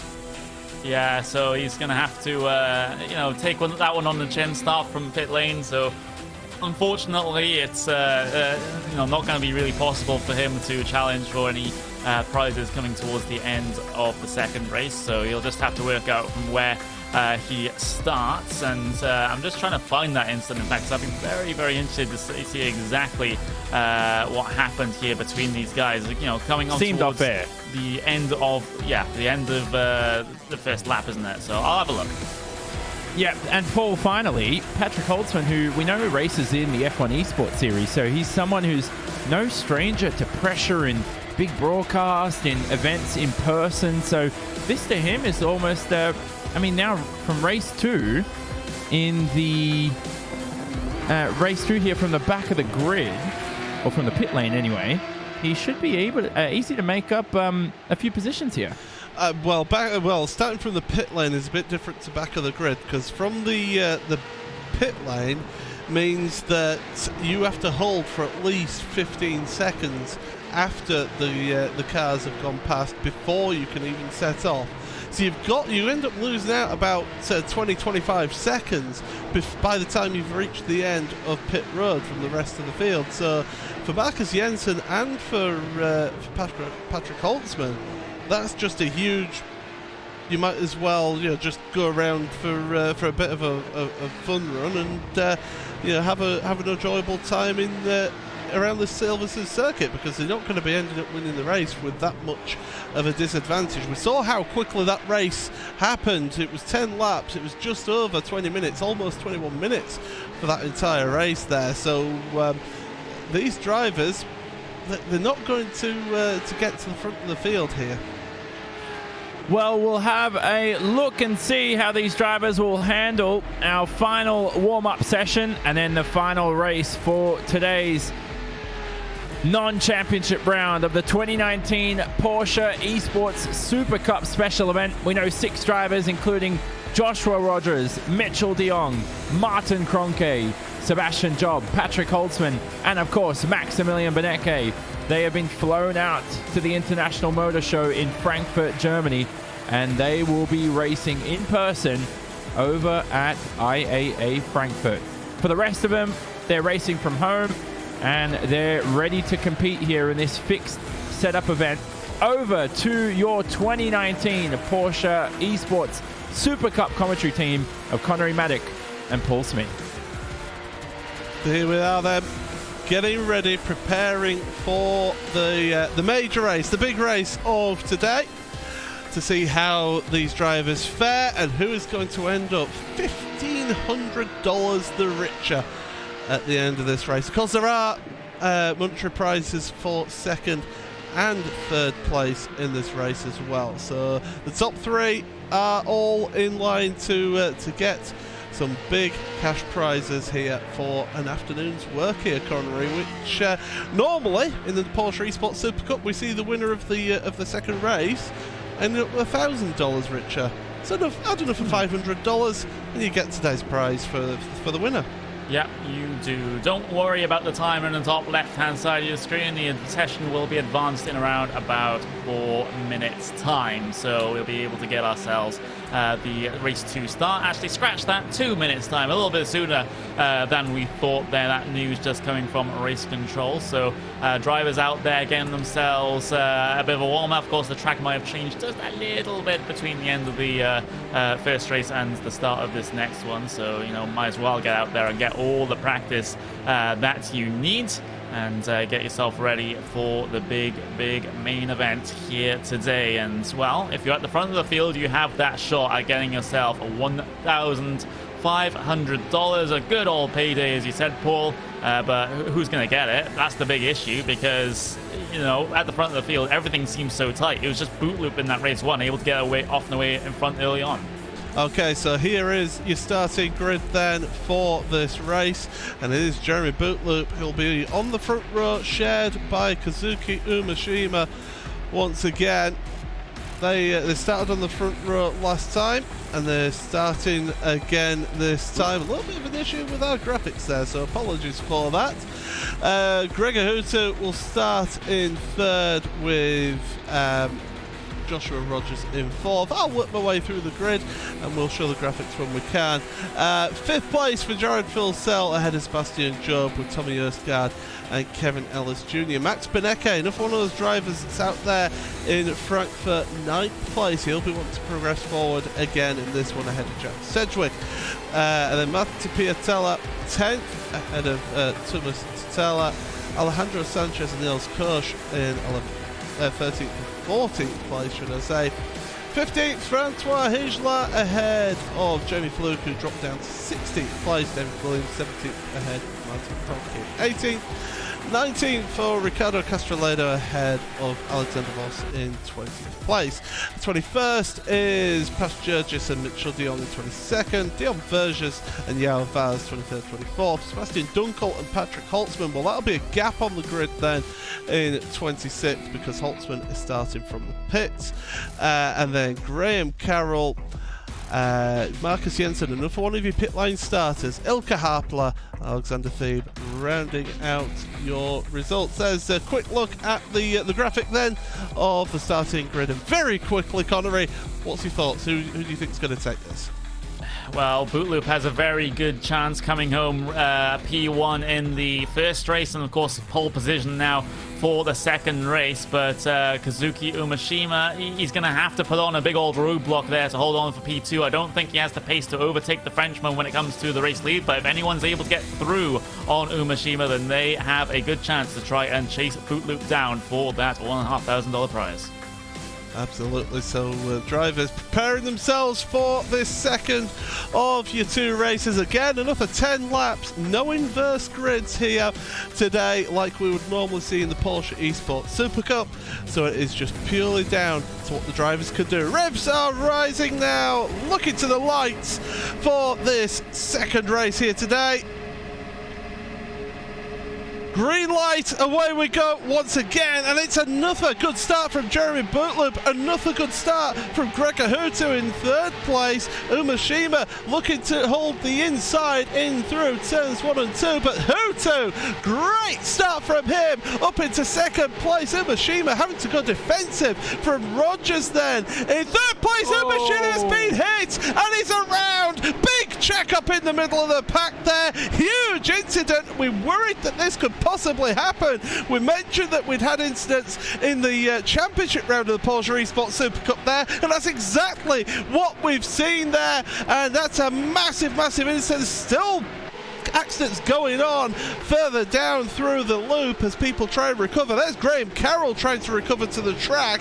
We've got the 7 car of Alexander Voss running slow as well. Some major incident in the first couple of corners there for you. Absolute nightmare for them and disaster for Kazuki Umashima. Second down to 25th, and I think he's really struggling to actually get any further. He's got massive damage to his car. We're going to battle further up the field though, because Ellis Jr. and Max Benecke, they're battling it out for 7th and 8th place at the moment. They're going side by side into Maggots. Max is going to back out of this one, but already drama-filled race to start to the race here as they go through Beckett's for the first time here, Connery. Yeah, I want to get a replay of that start as we see this battle head their way through Maggots and Beckett's here towards the end of lap number 1 between these guys. Benecke still trying to chase down the car directly ahead of him of Kevin Ellis Jr. then in towards the first the first time in towards Stowe, and Benecke still not able to squeeze his way through at all, and now in towards the Vale chicane for the first time in race 2. Not going to be able to have a sense of an opportunity to head his way through on there. I just had a look back to the start of the race. It was Sebastian Job a little bit too hot in towards turn 3, runs straight into the back of Kazuki Umashima and spins him around right in the middle of the pack. Absolutely, so that's what happened there at the start, end of lap 1. It's Bootloop, just 0.2 of a second ahead of Hutu. Rogers in 3rd, ahead of Phil Sell. Østgaard in 5th place, ahead of Job in 6th. The stewards will definitely be looking at that instant at the start of the race. Ellis Jr. 7th with Max Benecke, 8th, Niels Koch 9th, and Antoine Hichler rounding out your top 10. Easy start then, Connery.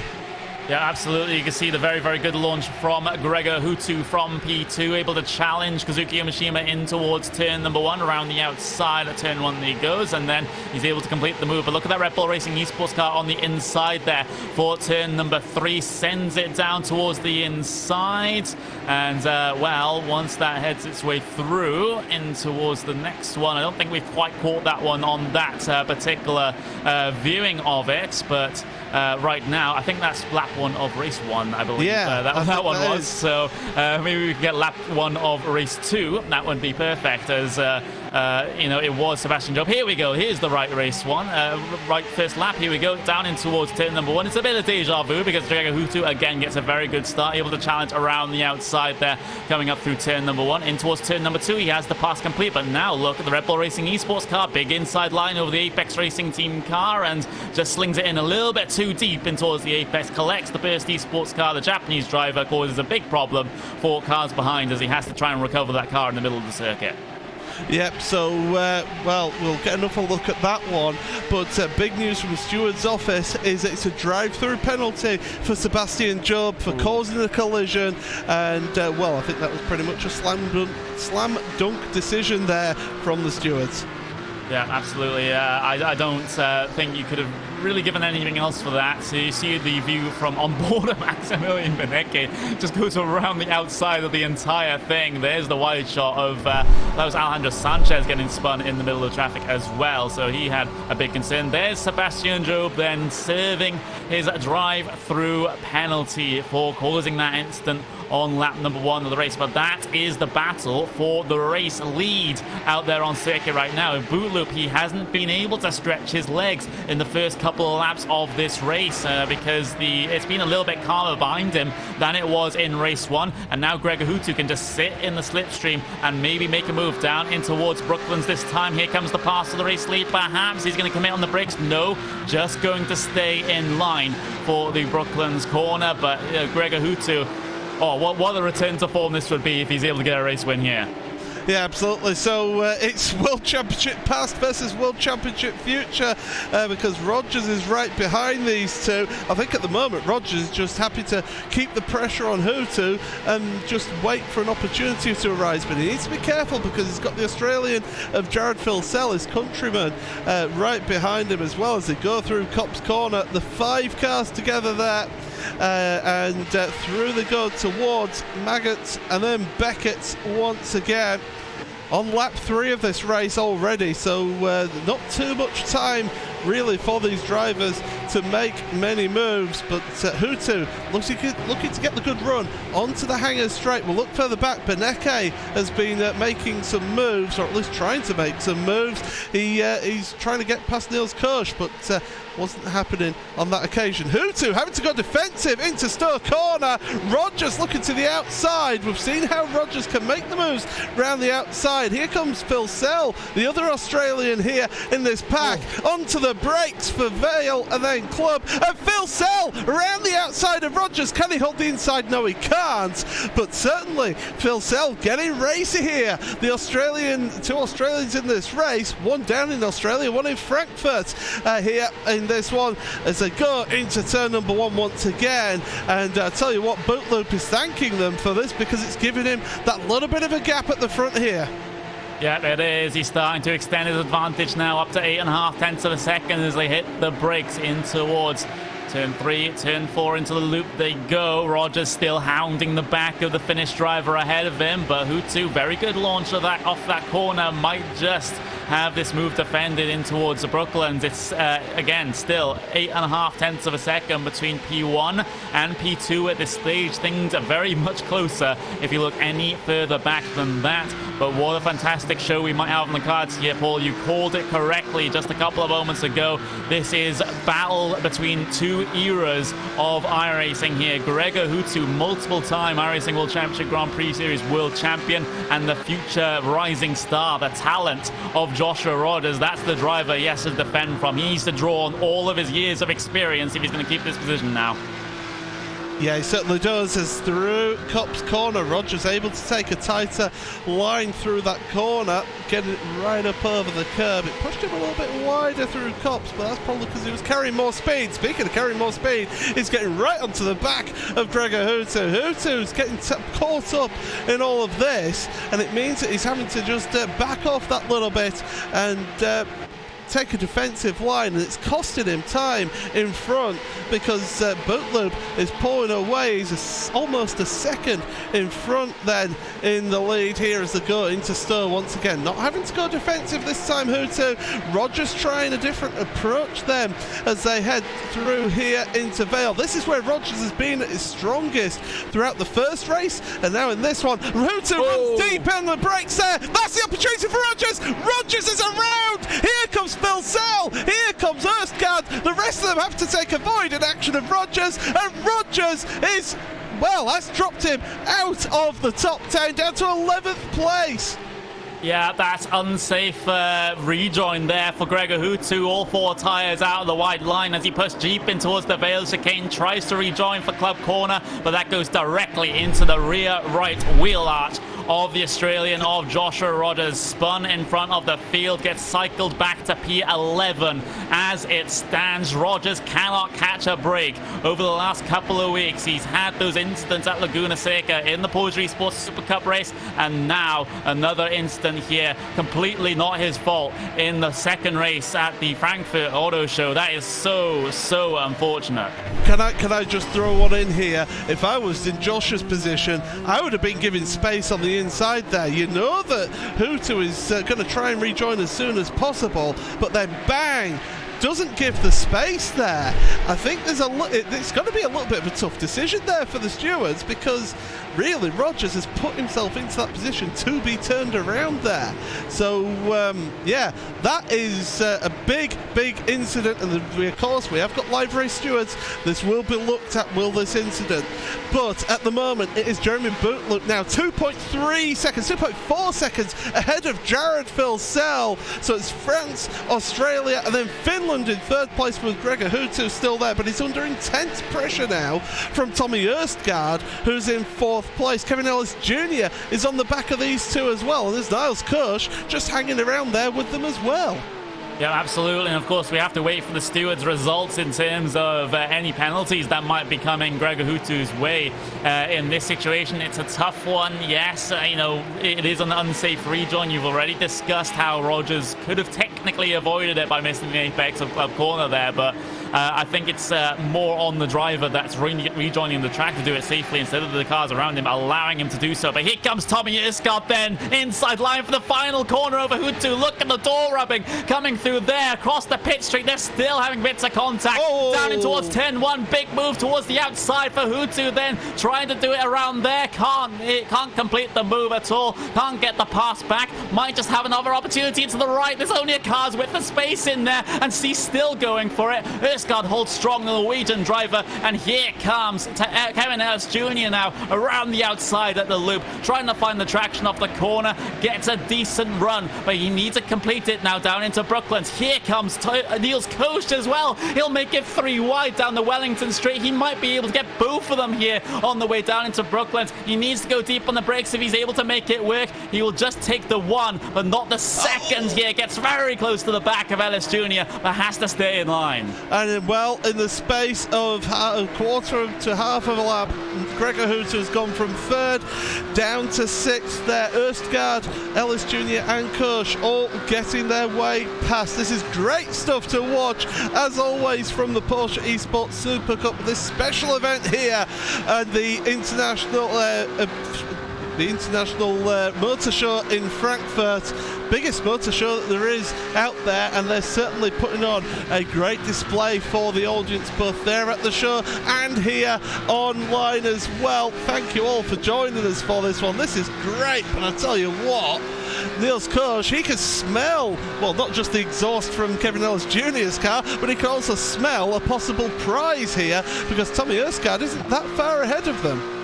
Yeah, not too far at all. It's just the case of Filsell and Bootloop breaking away for P1 and P2, but for that final podium position, there is still all to play for here in this race. Niels Kirsch looking very strong in the back end of this race. He started P14. He's up into the top 5 now and looking to get himself into the podium. That would make it 10 positions gained on his qualifying if he's able to do it. And with 4 laps remaining across the line, I think he is able to do it. Stewart's decision coming through. Sebastian Dunkel has got a drive-through penalty for causing this collision, so he's already down in 25th position. It's an absolute nightmare for him in this event today, but that makes it even worse for him. We look back to this battle then. Kevin Ellis Jr., the Scotsman, versus Niels Kirsch, the German, as they come through the loop once again onto the Wellington Straight. We're on lap 7 of this race, and these drivers really putting on the pressure now. They want a piece of that victory and a piece of the prize here for today, but at the moment they're just outside of those prize giving positions. As we look back, Josh Rogers is making his way through. That was on one of your Altus Esports cars, and so Josh Rogers now ahead of Thomas Tutela, the Finnish driver. So we're back up to 10th place now for Josh Rogers in that. Yeah, back up to 10th place on the recovery drive then for your Porsche Esports Super Cup Championship leader. Not exactly the situation he would have wanted to be in coming into this race, but he thought that he would have put all of those incidents behind him after the end of Laguna Seca, but simply not so. And needless to say, none of these incidents over the past couple of weeks have been his fault. He's just been caught up in the wrong place at exactly the wrong time here, but sometimes that does happen in racing, so you just have to take it on the chin sometimes. And look to do your best elsewhere. But with around about 3 laps to go next time these guys head their way across the line, still things can change. There's a battle side by side there coming down in towards Stowe Corner. That is Mitchell de Jong around the outside of Jamie Fluke in towards Stowe, and Fluke tries to fight back on the inside line here. Big amount of slip angle coming off the corner, but Mitchell de Jong able to secure his position ahead. Meanwhile, Tattala versus David Williams there, so the Finnish driver on the outside of the Brit in towards the club corner. Williams able to secure his position ahead of him, but Tattala won't let this one go too easily, I suspect. He does have to be careful, though, because he has Ricardo Castroledo not too far behind. In a bit of a VRS Granda Sim Sport sandwich here is Tattala, but he's dealing with it well at the moment. Big, a pass ahead between 2 Granda teammates. That's Rogers and Kroenke negotiating a pass down into the loop. So that is Rogers going to be through on Kroenke in that situation. So with the sort of coming up to 2.5 laps to go here, Paul. Not much changing for that battle for your final podium position, but the mid pack seems to be pretty spicy. Yeah, as always in the Porsche Esports Super Cup, they do fantastic to move their way through and give us exciting racing. And thank you, Jonathan Simon, for mentioning it. For qualifying for race 1, Niels Kirsch qualified 29th. He is currently in 5th place. What a performance from the German. You can see up 9 positions in this race alone. Martin Kroenke's up 9 positions as well. But what a drive here from the German driver racing for Williams Esports. And, well, he's certainly putting on a display and putting the pressure on Kevin Ellis Jr. now. Yeah, absolutely. So Kevin, he's got to be careful here coming into the dying moments of this race.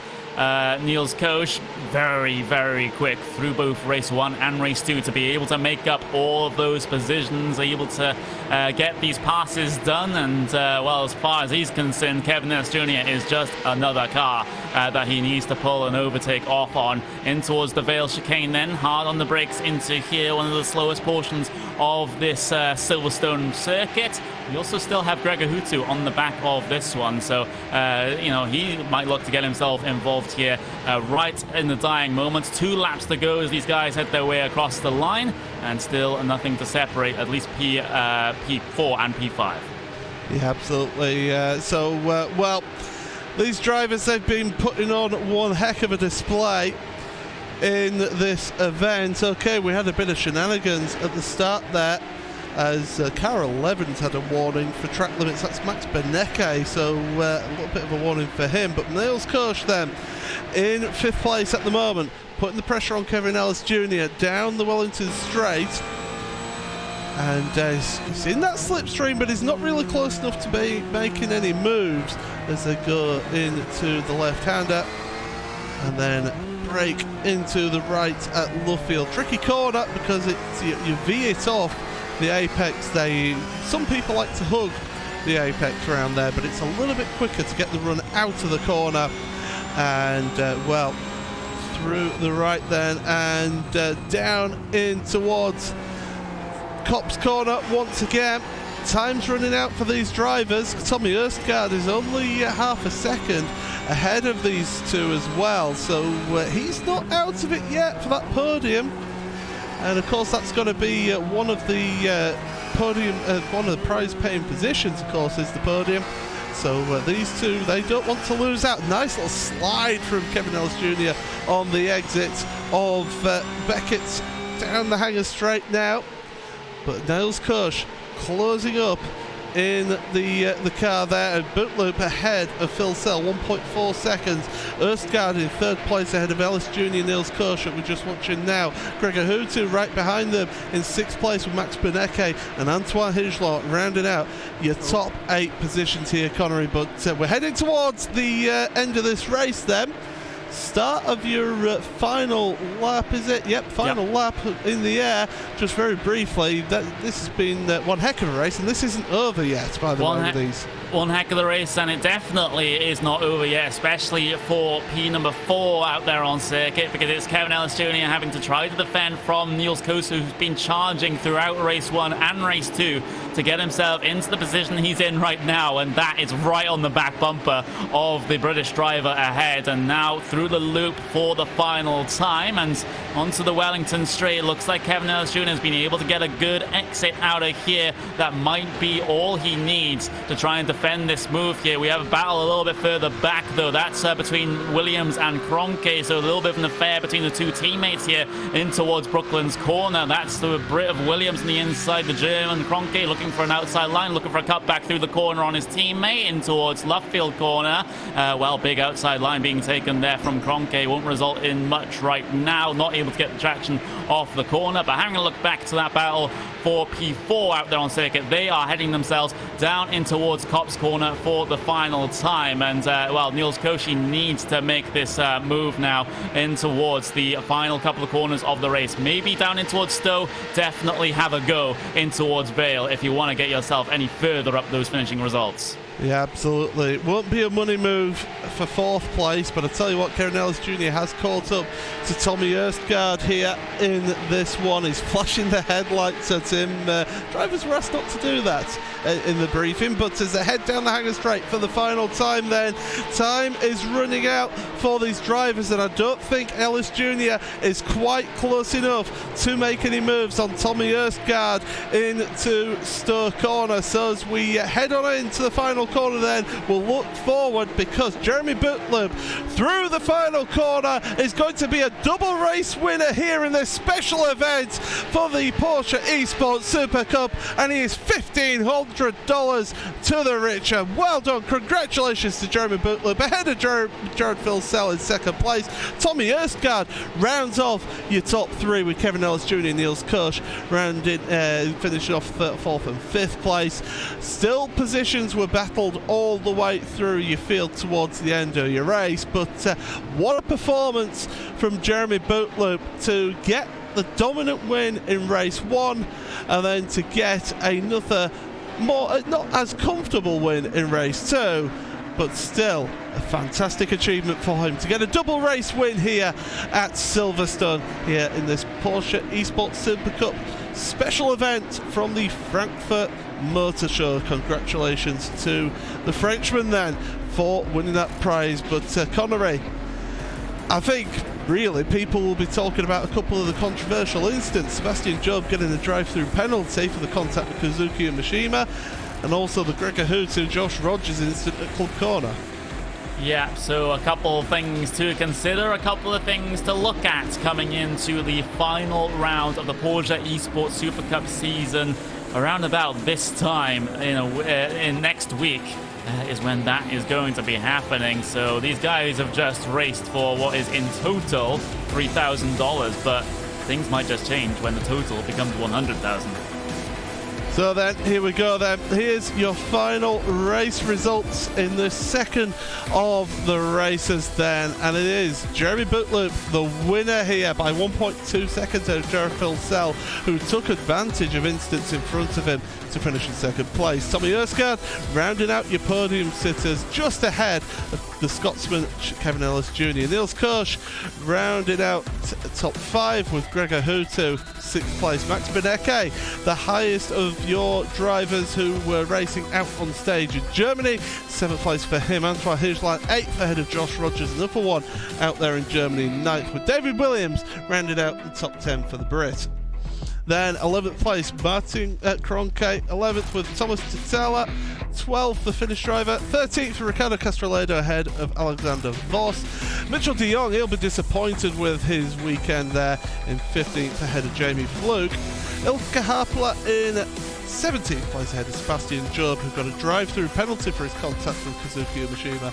19th for Alejandro Sanchez with Yao Vaz, rounding out the top 20 drivers.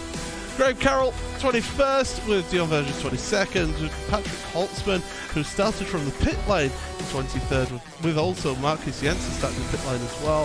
Sebastian Dunkel, another driver, getting a drive-through penalty. It's the last one to finish this race in 25th. Then those that did not finish, Kazuki Mishima, Pasturgis, Jack Sedgwick and Marty Piatella. Those are your race results from another thrilling event here of the Porsche Esports Super Cup special event at IAA Frankfurt. And look at the burnouts from Jeremy Boudreloup. He has deserved his dominant race victory here today with pole position and 2 race wins to his name. It's form that we not unexpected to see, but with a driver who has struggled to get on the podium for most of the year and then ended up with 2 second places at Laguna Seca last week. Now with 2 wins, I can't wait to see what he does at the Autodromo Nazionale Monza in just a week's time. But one thing I will ask first of all, Connery, and this will be before our post-race interview coverage today. We'll give you coverage and interviews from our top 5 drivers from race 2, is that race start is up on screen. It was a chaotic one this time out for race 2. Yeah, absolutely. And, you know, it all started off looking very similar to race 1, but then a little bit more carnage happened than we saw at the first lap of race 1. Let's just say that you see Kazuki Umeshima, and then you see that Red Bull Racing Esports car, that's Sebastian Job, goes directly into the side of him on the apex of the corner, and that caused a huge, and I mean a huge amount of confusion behind. You could see the entire field just fanning out, just trying to avoid everything that's lying in the middle of the road, but most drivers do get through there unscathed. But it's still, you know, quite a contentious race start there, and the stewards quite rightfully ended up giving Job the drive-through penalty for being the spark that caused the fire in terms of that one. And of course, Paul, we're looking at the aerial shots of the start here. It was a very aggressive start from Sebastian Job, as Connery just said, but quite a clumsy incident by Sebastian. And I mean, the young man will learn his mistakes from that, but there was just no room for him there up the inside. I'm not sure if it was driver error, or he just wasn't used to the sim, or if he just thought the gap was there, and then at the end of the day, it just closed up at the last second.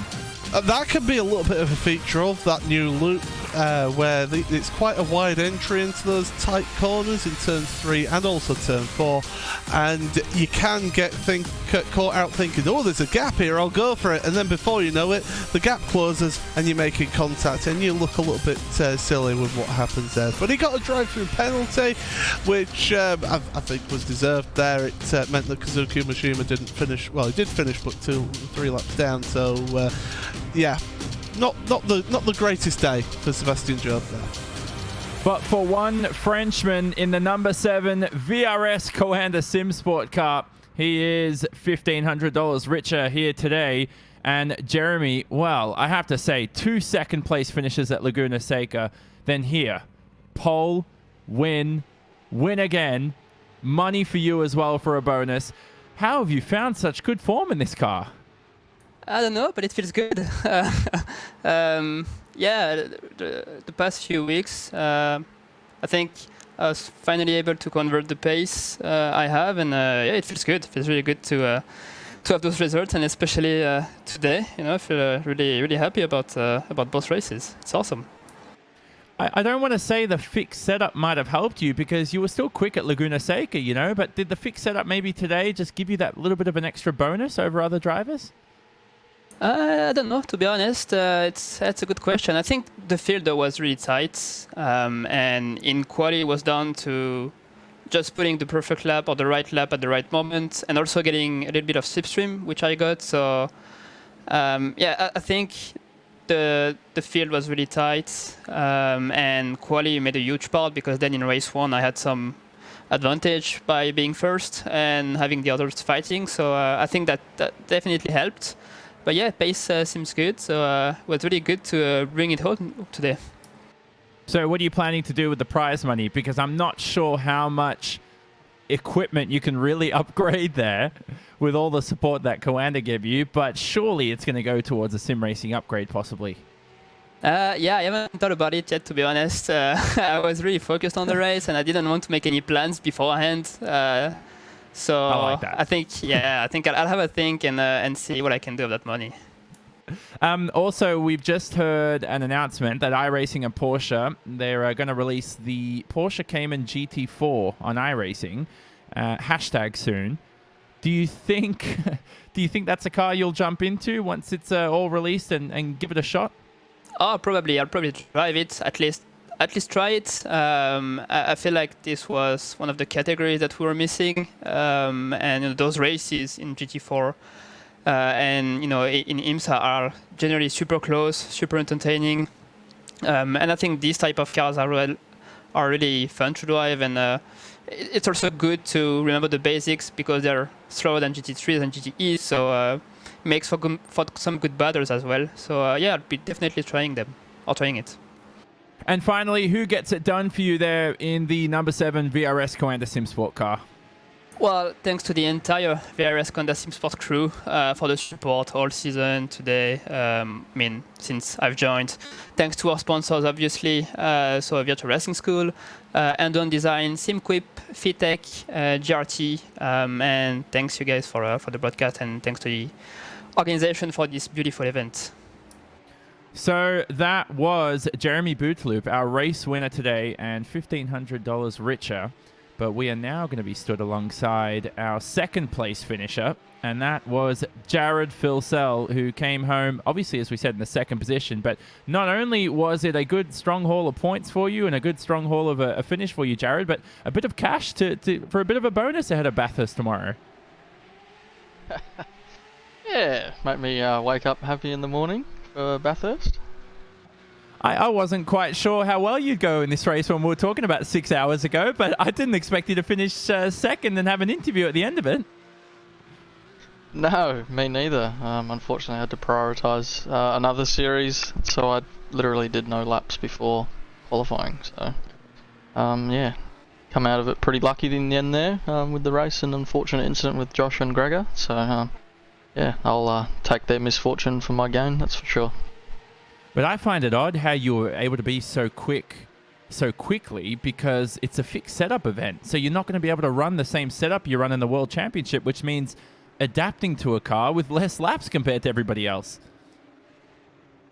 Yeah, to be honest, the baseline set from iRacing is actually quite good, so it's not too hard to drive. So yeah, I quite liked it. Suits my driving style a little bit more than the others, but no, I was able to extract some speed out of it pretty quickly, which was great.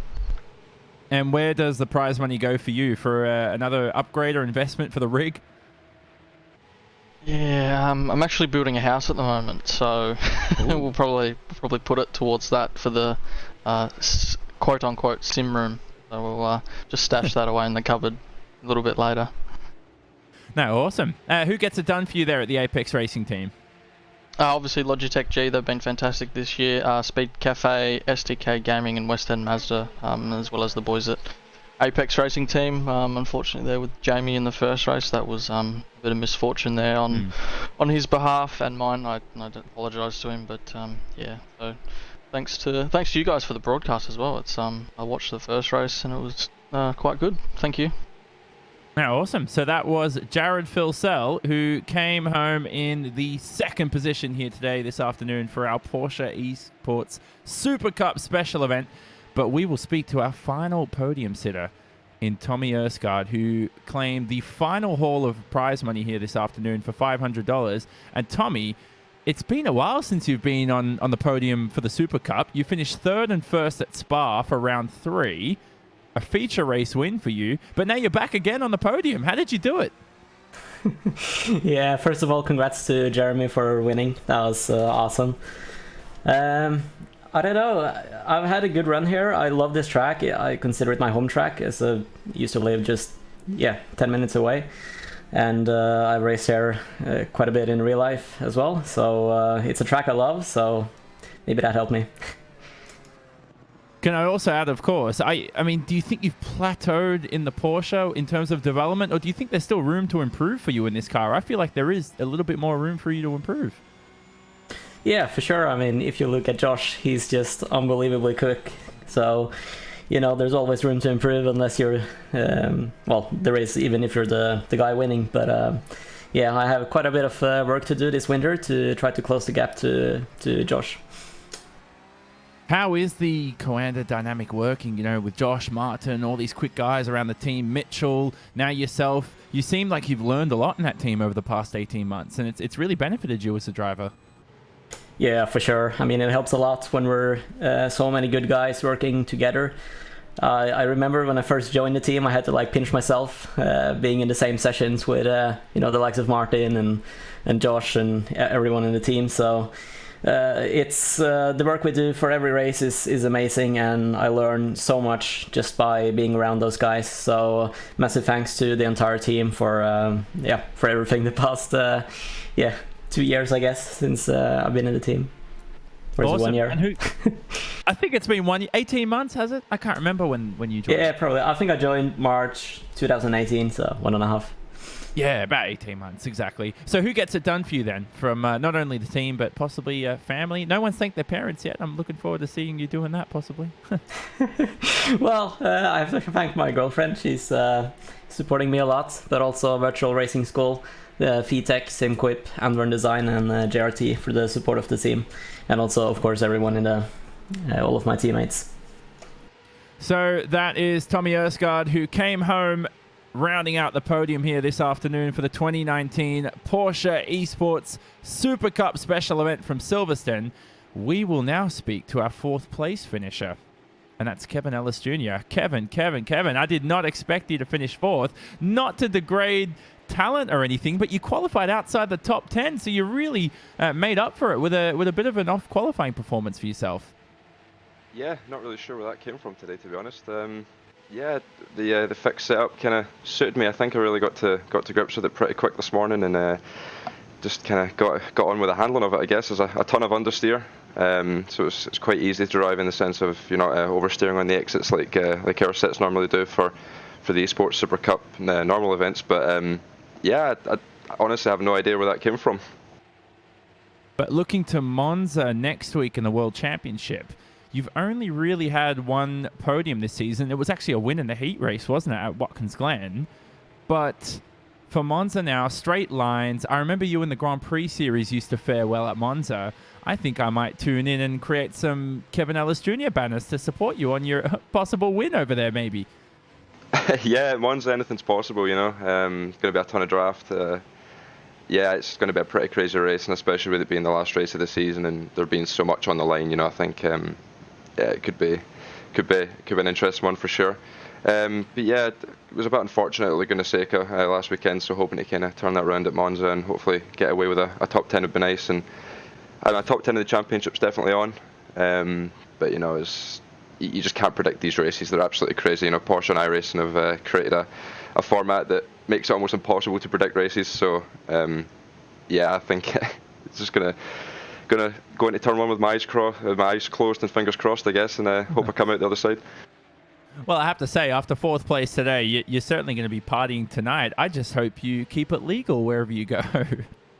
No promises, but yeah, I'm going out tonight. So people who know me know that you know the Expo was an interesting time when I decided to drink. So yeah, definitely celebrations tonight. You know, a bit gutted to miss out on P3 that close at the end there, but no, that was a great race today. Everyone done a pretty good job for the most part. And yeah, so I'll be out partying tonight, and I'll try and keep it safe. So anybody you'd like to thank as well? Who gets it done for you from the Apex Racing team? So yeah, of course, all the guys in the Apex and Evolution Racing team organisation, all those guys are doing great. Logitech G, speedcafe.com, SDK Gaming, and Simputers as well. Thanks to you for the broadcast, can't forget that. Oh, always appreciate it. And that was Kevin Ellis Jr., who came home in the 4th position this afternoon. So we've had a bit of a Noah's Ark here for the finish. 2 Coanda SimSport drivers, 2 Apex Racing Team drivers, and then now Niels Koch. Now, Niels, I had no idea there. After qualifying 29th, pretty much basically last after Alexander Thebe was didn't even take part in the races. You've come home in 5th. One of the best drives we've seen, and unfortunately, it was in a non-official event. Yeah, unfortunately. I hope I can repeat this next week in Monza. That would be great. Yeah, the race was quite crazy. I mean, I had a really bad qualifying, messed up to not get a lap time. So my fastest lap actually was a pit-in lap time. So yeah, I started last then, Yeah. and yeah, then the races went quite well. Race pace was very good, and managed to stay out of trouble. So great race, yeah. I should also add that for you heading into Monza now, this is some good confidence and momentum that no matter where you qualify or no matter what you do, you got the pace to do well, because this season, as far as I know, looking at your results, only two top 10 finishes, I should say, for yourself. But I think now, like, this is pretty much the best momentum you can get going into the final round. Yeah, it feels good. Also, last week in Laguna Seca, the result was quite good with P8 there. So yeah, I hope I can get another top 10 in Monza and round up the season well. Can I also add the Williams Esports team is a really well-run team, isn't it, behind the scenes? And how many guys are helping you throughout the year, getting testing done and everything else? Because we know that you ran the fixed setup today, but over at Monza, we're back to normal rules. We're back to all the reverse grid, open setup. Is the team working hard behind the scenes to get you a good car for Monza? Unfortunately, it seems like I will be alone for Monza, so I also was working alone for Laguna Seca because the others don't have time for the Porsche Supercup anymore. So yeah, I'm like a lone wolf here for the Porsche Cup. Yeah. And anybody you'd like to thank, of course, along with Williams Esports? Yeah, of course, thanks to all the sponsors, Chillblast, Razer, BenQ, Blazeheat, Fanatec, One All Sports, and of course Heusingfeld Engineering, and of course to Porsche and to you for this great event. So brilliant. Those are all our top 5 drivers. That was Niels Koch, who came home in the 5th position here this afternoon and rounded out the top 5. And those are our interviews all done and dusted for today's event. We will speak quickly to Paul Smith first of all before we wrap up our coverage today. And Paul, I have to say, looking at such a thrilling event, it was as enjoyable as any other official round of the championship. But we now must focus on Monza in a week's time. It's up to Josh Rogers with one hand on the trophy to wrap up this championship and become $50,000 richer and have a more extraordinary resume. Not that it couldn't be done anymore. I would have said going into last round he had more of a hand on the trophy than he does this time because of what happened out at Laguna Seca. As Kevin Ellis Jr. mentioned, anything can happen at Monza, and it usually does here. So it's not the biggest margin here going into this final round between him and Max Benecke, and still Seb Job and also Mitchell de Jong, don't count them two out of this one either because they could end up winning this championship. So it's really good to have 4 genuine contenders for the championship going into the final 2 rounds of it, and you will not want to miss it because Monza, it always produces an outstanding finish. And Connery, going into Monza, of course, we have long straights, slow chicanes. We saw Formula One race there just a couple of weeks ago, and it always produces some thrilling racing. Put the Porsche Esports Supercup there in sim racing and iRacing. Boy, I can't wait to see the racing action in a week's time. I can't believe the championship's almost over with 10 rounds. I can't wait to see it because, if there's any instance, if there's any moments from any of your championship contenders, then that can turn the championship itself on its head. So, we see Joshua Rogers be very, very strong throughout this season. He's had these couple of bits of unstable periods where he's gotten himself involved in a couple of instances here and there. And of course, at Mid-Ohio, he had to start near the back of the grid due to a penalty. But, this is where it all matters now. Coming in towards Monza, he still has a decent points margin over Maxime Benecke, but he can't afford to have another race like he had at Laguna Seca. Otherwise, it's going to be all for nothing.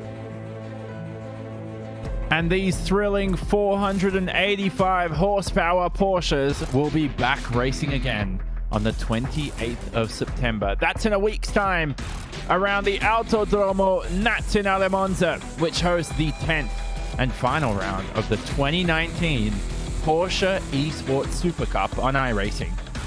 That will be broadcasted on RaceSpotTV, streaming live on the iRacing Esports Network on our associated platforms.